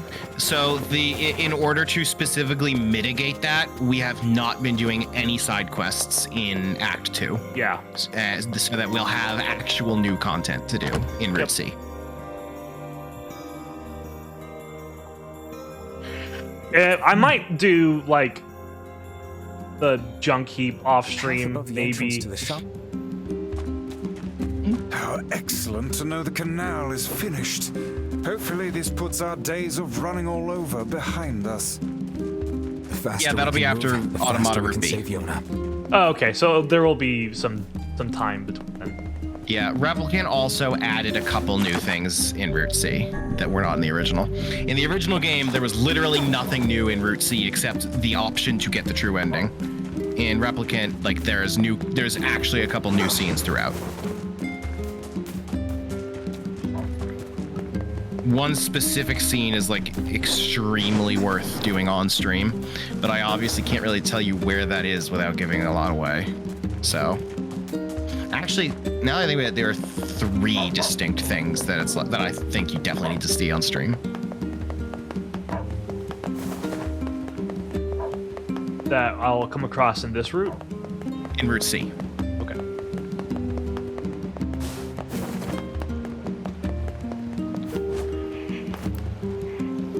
Hey! That red bag. It's Red Bag Man. My pages. Hey. Sure Nothing has. bad will happen I've to been in him. charge of this canal since we last talked. Apparently I did a pretty good job with it because they decided to make me the permanent ferryman. Oh yeah, huh? Congrats. Thanks. We're gonna spend a lot of It's not time with all him. Puppies and unicorns. Yeah. Ball and Chain is always harping on me now about how much I work. Anyway, if you got a place to be, just let me know and I'll take you there. I do have this sinking feeling of Lost Shrine. Yep. Replaying the same portion again.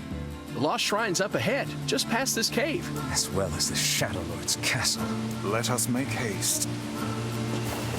So also something that I want to clarify, just to like set your expectations, because I think if I don't clarify this, there's a chance that you're going to like expect more from something different from this than you're actually going to get. Canonically speaking, Route A and B tell the same story. Like, they're not different timelines. This is new. This is new.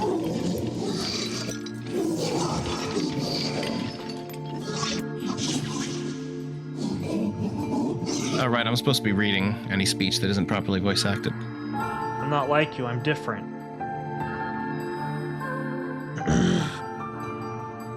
I mean, Automata also, the routes aren't different timelines.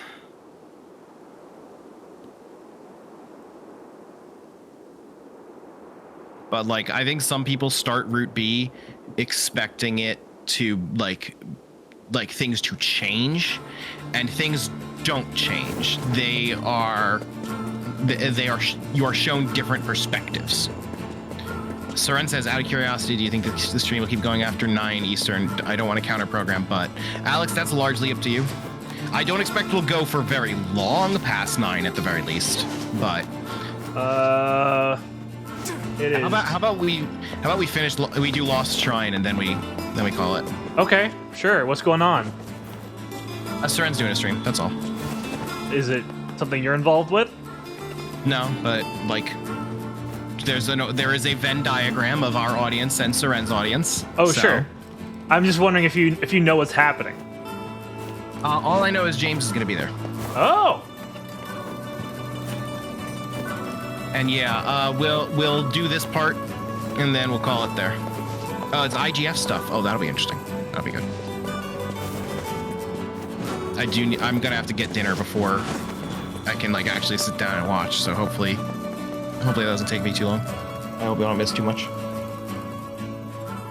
Am I dumb? Am I supposed to know what IGF means? You again? Stop bothering me. Grimoire Vice has been taken away. Hansel is dead. Independent games. Oh, cool. There's no reason for me to exist anymore. Yeah, I agree. My life is over. Just leave me alone.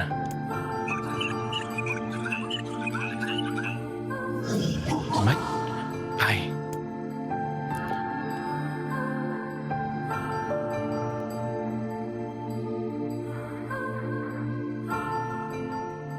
So the shades can talk? Oh! Whoa! Whoa! In blood. Don't talk to me. I want to kill so bad I can barely stand it. Tim. Tyron.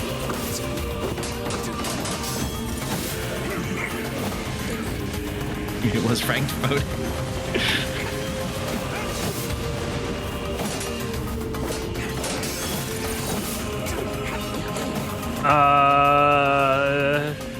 You know, we don't actually need to fight. Because you know the way. I know the way. It's like that song from Moana. Never seen that one. Away, away. I don't know the words to the song. But da da da da da da. We know the way. I've seen Moana once.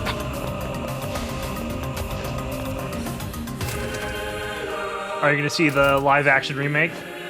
Oh, fuck. Ideally, no.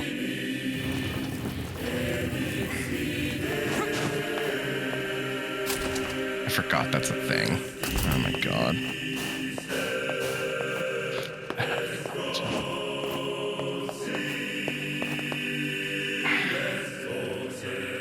Oh, there's so many more than I thought!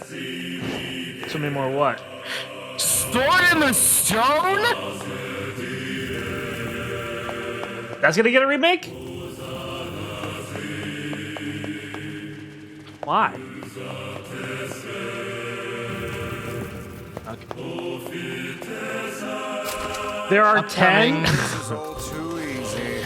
The upcoming, I wonder if people are pronouncing it Tyrion instead of Tyrion is entirely a Tyrion from Game of Thrones. I don't know, because I remember the first time I ever saw Nier was the Two Best Friends Let's Play of the original game, where Pat was playing it with Liam, and I don't think that either of them have ever seen Game of Thrones to this day.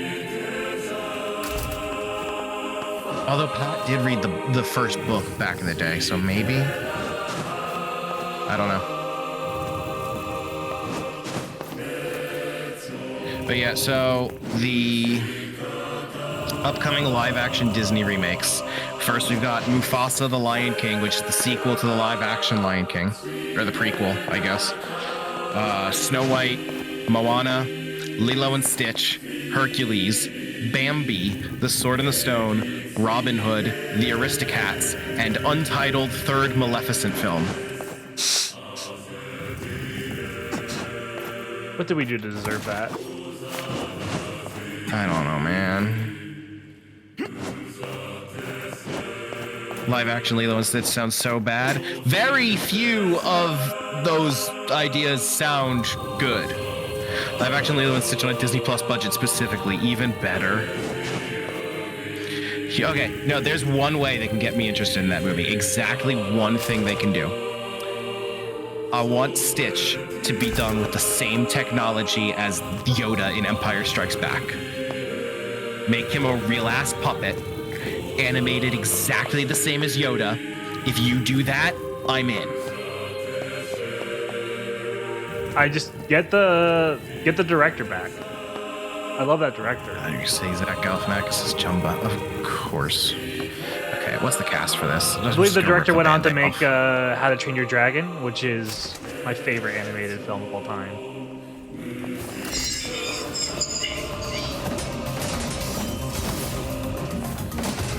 What's with these guys? Certainly not your garden variety, Shades.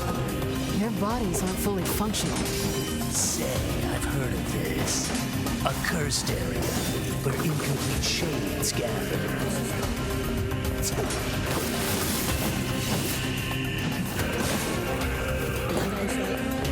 It's by the director of Marcel the Shell with Shoes On. I remember hearing good buzz about that one. Yeah, I haven't seen that one, but I remember people liked it.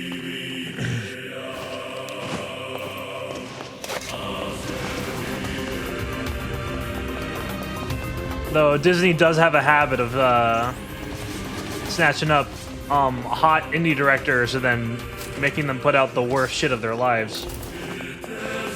The director of the original, Chris Sanders, is in this film, but he's just voicing Stitch, not directing. Oh, okay.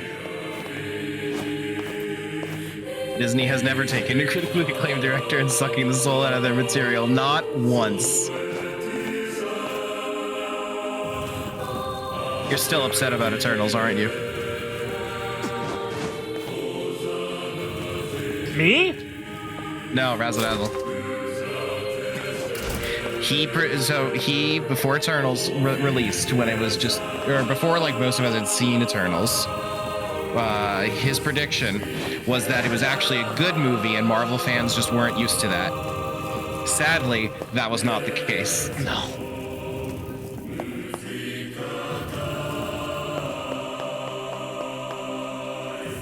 But it does have Barry Keoghan in it, and after seeing Saltburn, he might be my favorite actor working today. He's pretty good. I don't know if I've actually seen him in another movie, but yeah, he's really good. He's supposed to be the Joker. He at least was the Joker in that deleted scene from the Batman. No, that wasn't a deleted scene. That was a post-credits. I remember actually seeing it. Oh. To be fair, I hated Nomadland. I was just interested in what a Zhao Marvel film would even look like. That's fair.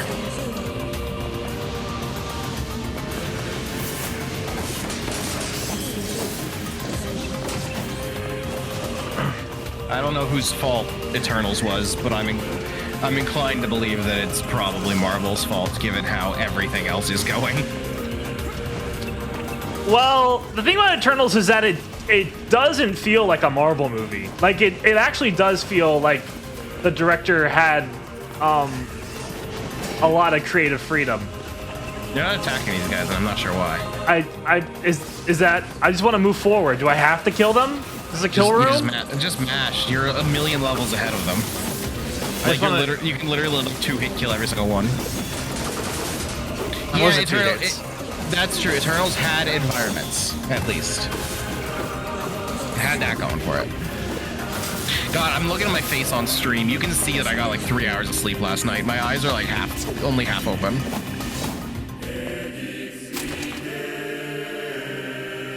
You're just a tiny box for me. You're a tiny box within a set of other boxes, so... The critically acclaimed MMORPG Final Fantasy XIV has been ruining my life. Yep. I'm glad I never got to the good part of that game. I haven't yet either. Then I do not understand how you can be enjoying it that much. 57. Okay, so that's the thing. It's never a bad game. It's just badly written until you get out of Realm Reborn. But the game itself is never bad. I guess maybe I just don't like the genre. I don't know. You like Xenoblade enough? Yeah. I don't know why I didn't like that. It's weird that, like, I've treated you all poorly. I mocked you, betrayed you, all because you went Gestalt before the change was complete. But after all this, I think I can understand you. I think we can speak as equals. This makes me very happy. I hope we can spend the rest of our life.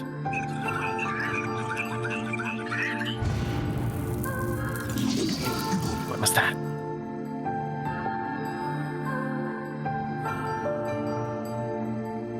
We never leave Nier's perspective in Route A, right?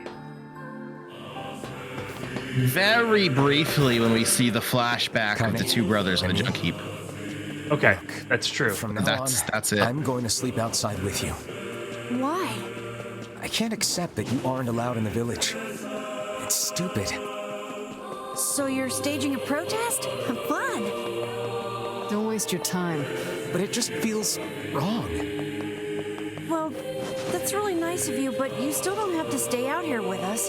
This conversation is not new, so I'll just say the end of this is my favorite Kaine line in the game. What if you catch a cold? Besides, I like camping with Kaine. Sometimes we sit around the fire and tell stories, or roast... Emil, that's enough. I got a fucking image to maintain. Love her. She's great. Yeah, Echo, I gotta get around to watching. Especially since Seren has given it a rave review. I basically cut out all Marvel from my life after Love and Thunder, with the one exception of Guardians of the Galaxy 3, and yeah, I know that Loki it's Season 2 is good, but I just can't bring myself. This is like the last chance I'm giving MCU TV. Like, if I don't like this, I'm just never watching MCU TV again. Wait. The movies I'll probably keep going to because they're only like 2 hours of my life. And I like going out to the movies. I'm going the wrong way.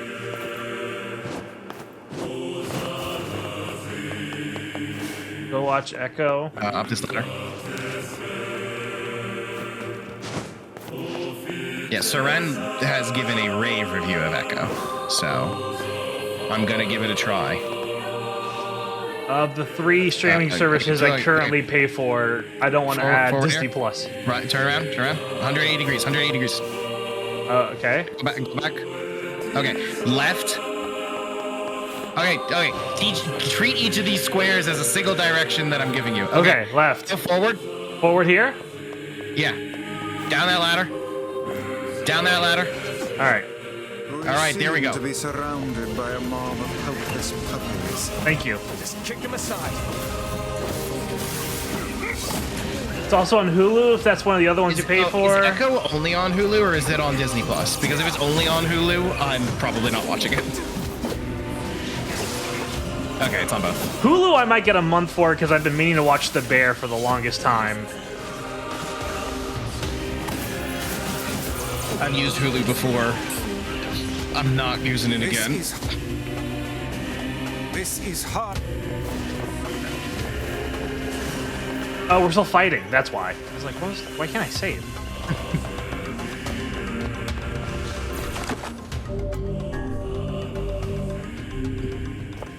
Also Hulu.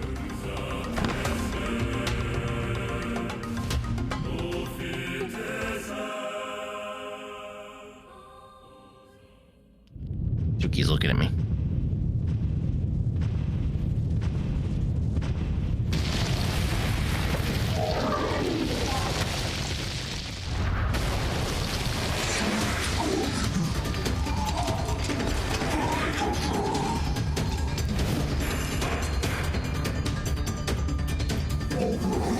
Damn you.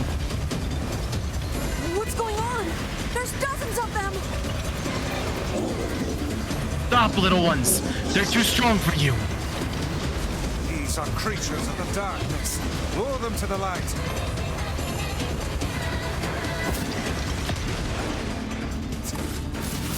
Pathetic to the end, I see. Aim for that statue. It's the leader. So this whole part hits a little different, huh? I'm not their leader. It is I who rely on them. It is they who saved me. I'm sorry. Stop hurting my friends.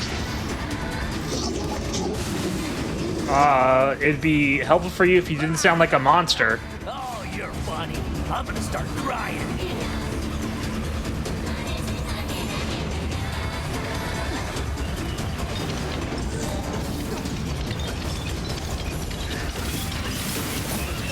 Foolish creatures. You cannot hope to best me. These little bastards just keep coming. These creatures cannot abide the sun. Lure them into the light.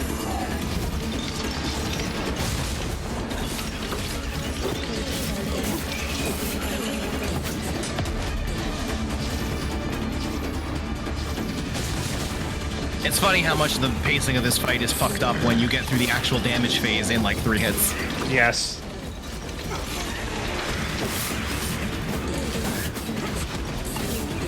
And this fight now is about the dialogue. Yeah.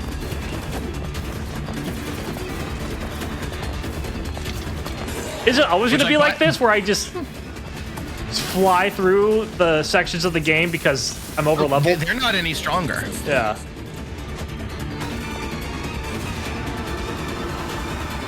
The thing that sucked in here, that you know how like if there's still dialogue left in the fight, and then it just sits at 1 HP until the dialogue's done? Yes. That wasn't in the original. That was added for Replicant. Have you felled the beast? So imagine that here when every boss dies in 3 hits. What happened in the original? You just skip that dialogue? Yeah, sucks, doesn't it? That does suck. I guess that is better. Those are your friends? Everybody has friends. Stubborn son of a bitch. Damn it, damn it, damn it! Hey there, sunshine. You ain't feeling bad for this week, are ya? Ain't no turning back now. You got a lust for blood. Embrace the slaughter. All we know is the thrill of battle. Ain't that right, Kaine?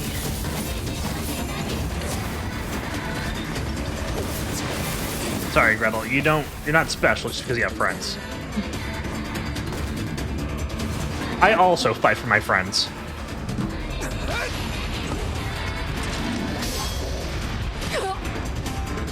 Oh, sucks. Bye, Kaine.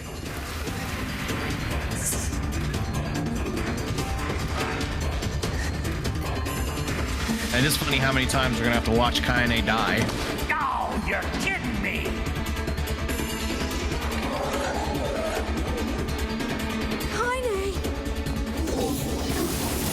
Move. Come on, you stupid arm, move!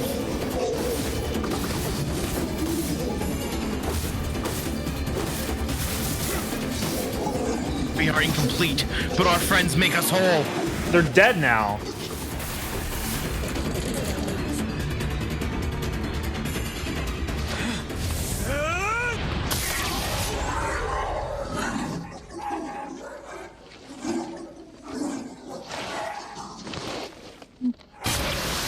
I should go see what my Channel was 7923. I think that was me and Joe doing a ranking stream, right? Which we gotta get back to.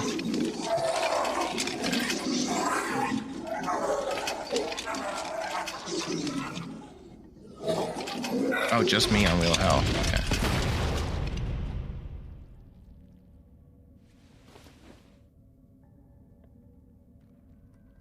Red's dead. Kaine! Are you alright? Kaine! I fear there is little we can do for her. No! Kaine!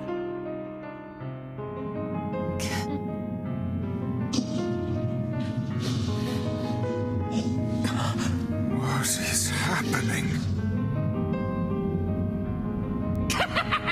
It's all over for you, sunshine. Kaine! Kaine!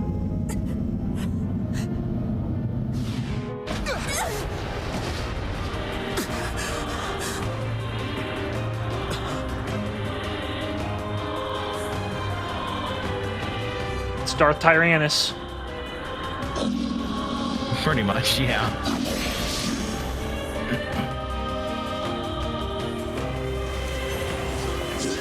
Alright. It's Kaine's shade. With no other choice, we must strike it down. Kaine! Come back! Quick, everybody, what's Kaine's nobody name? Oh my god. I'll get up the Organization 13 name generator.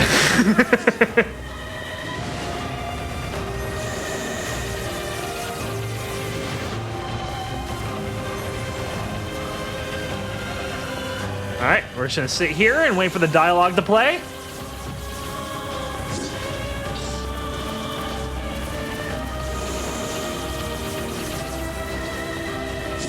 Roxas.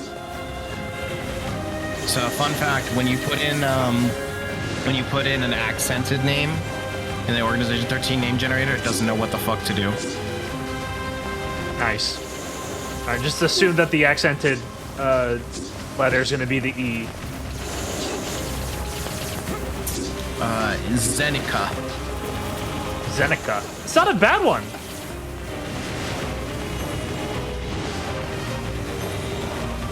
Yeah, until you realize that, like, the thing about all the Organization 13 names is that they came up with the Organization 13 names first and then made the original names backwards from there.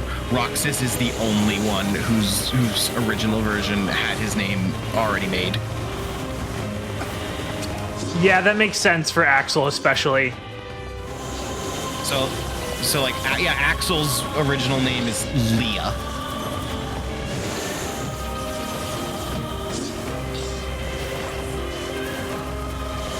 You could do both. You could try and find a name that works in both ways. Larxine's original is El Reina.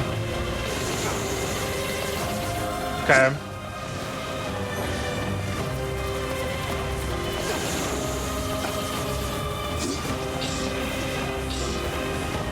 Marluxia is Lorium. Lorium. Mm-hmm. All right. Zexion's is Ienzo.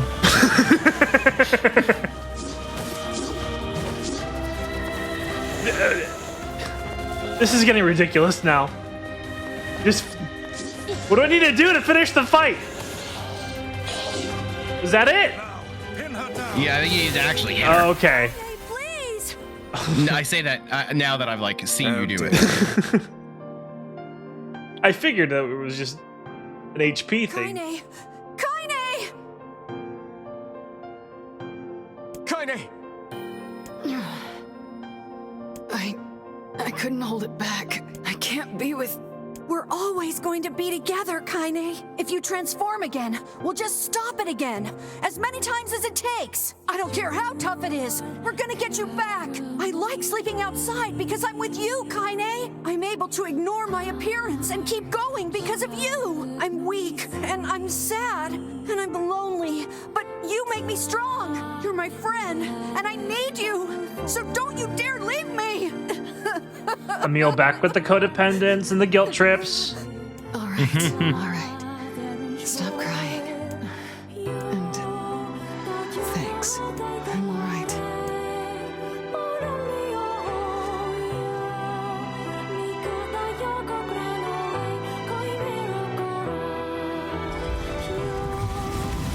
Over there.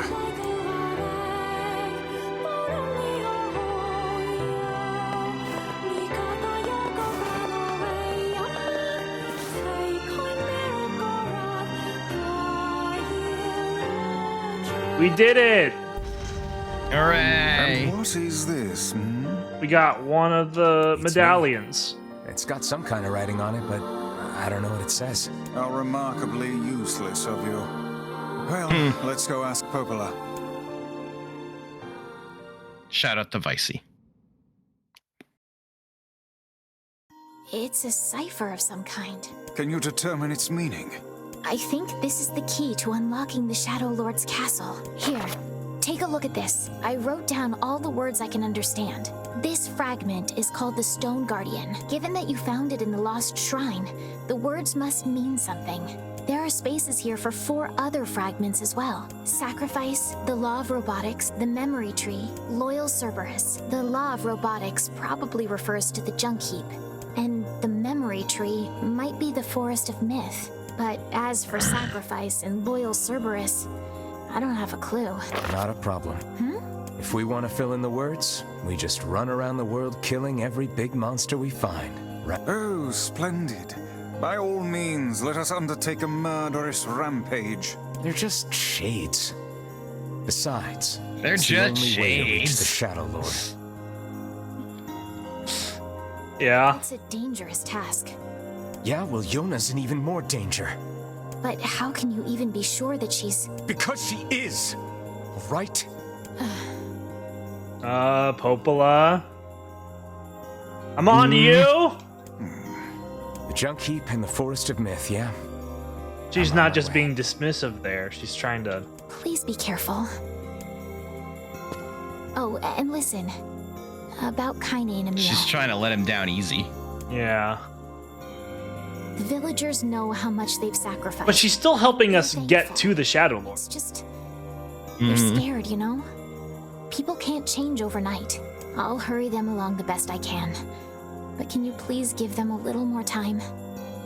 Yeah, that's the guy. That's Nier. That's him. It's literally him. Okay. We are going to save and move swiftly along so that I won't be keeping you from the Seren stream. We could do a raid. Send people over there. Oh, yes. What do we want to do next? My god, do we do Junk Heap? Well, remember the Junk Heap's in 2 parts, so we might as well get the first part over with. Popola said we might be able to... Perhaps we can find a clue. So, what thoughts on Route B so far? Fantastic. Okay. I love the direction that they're going. I love that we're getting more insight on the side characters outside of Nier. I love that we're getting insights from the Shades and commentary from Tyron. Like, it's... If you were going to present the exact same gameplay and material, that is a really smart way to give the player a brand new perspective and to see things in a new light. Yeah. So what? And like, speaking of 9/11, yes, like we're gonna get more of that. Yeah. So excited to play it. All the stuff again. I'm not sure if I'd say that. Like, I'm sure at some point it's going to feel like a drag to replay all these sections. Specifically in the Junk Heap. Specifically in the Junk Heap.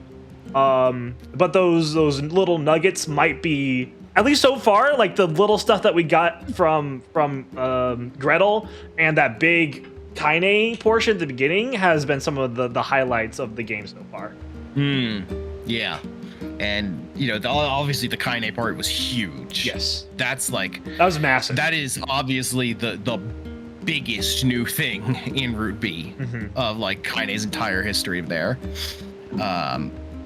And now we have a lot more context with Tyron being there and all that. And yeah, like that, the whole encounter with Gretel, we definitely didn't walk away from that feeling like we were the good guys there. Or at least I didn't. I don't know about you. Sorry, what was the question? I was looking up the raid. We didn't. I can get the raid done. I kind of know how it works. Okay. But we didn't exactly walk away from the Gretel fight feeling like we were the good guys. No, absolutely not. I don't feel guilty quite yet because I understand that the path that we're on and like what we're doing, and Nier isn't cognizant of what's happening. But although once he finds out, he doesn't really feel bad about that's it. True. Right, he's not super conflicted. He literally says to the Shadow Lord, "What, you think I'm gonna feel sorry for you? Just because you were doing exactly the same thing I was?" Yeah. So it was a little bit his fault. It's everybody's fault. That's the thing about 9/11. It's some people's fault more than others' fault. True. It's always humanity's fault, though. Yeah. True. All right. Well, back on Monday. Monday's a holiday. I don't know if you're around then. What's your plan? Unfortunately, my job doesn't treat it as a holiday. Rip. Mine does. But because of weather conditions, I might be working from home. Okay. So we could at least get it started at the exact same time or even a little earlier. Okay. So more Route B on Monday. Obviously, Route B is going to go a lot faster because even though it's all the same stuff, we're a lot higher level now. So yes.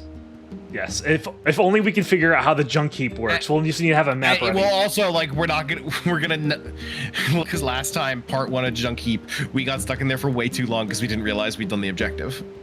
We're probably not gonna make that mistake again. Right. So. Okay. Well, y'all have fun at Seren's. But that's the end for this stream. All right, I'll start the raid, everyone, and we're gonna send you over to Seren, where they're gonna be talking about IGF.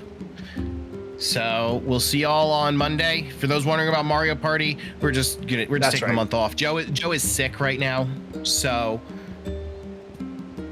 we've never missed a month. It's fine if we miss one. Yep. So everyone have a good night. Sending you over there to Seren now.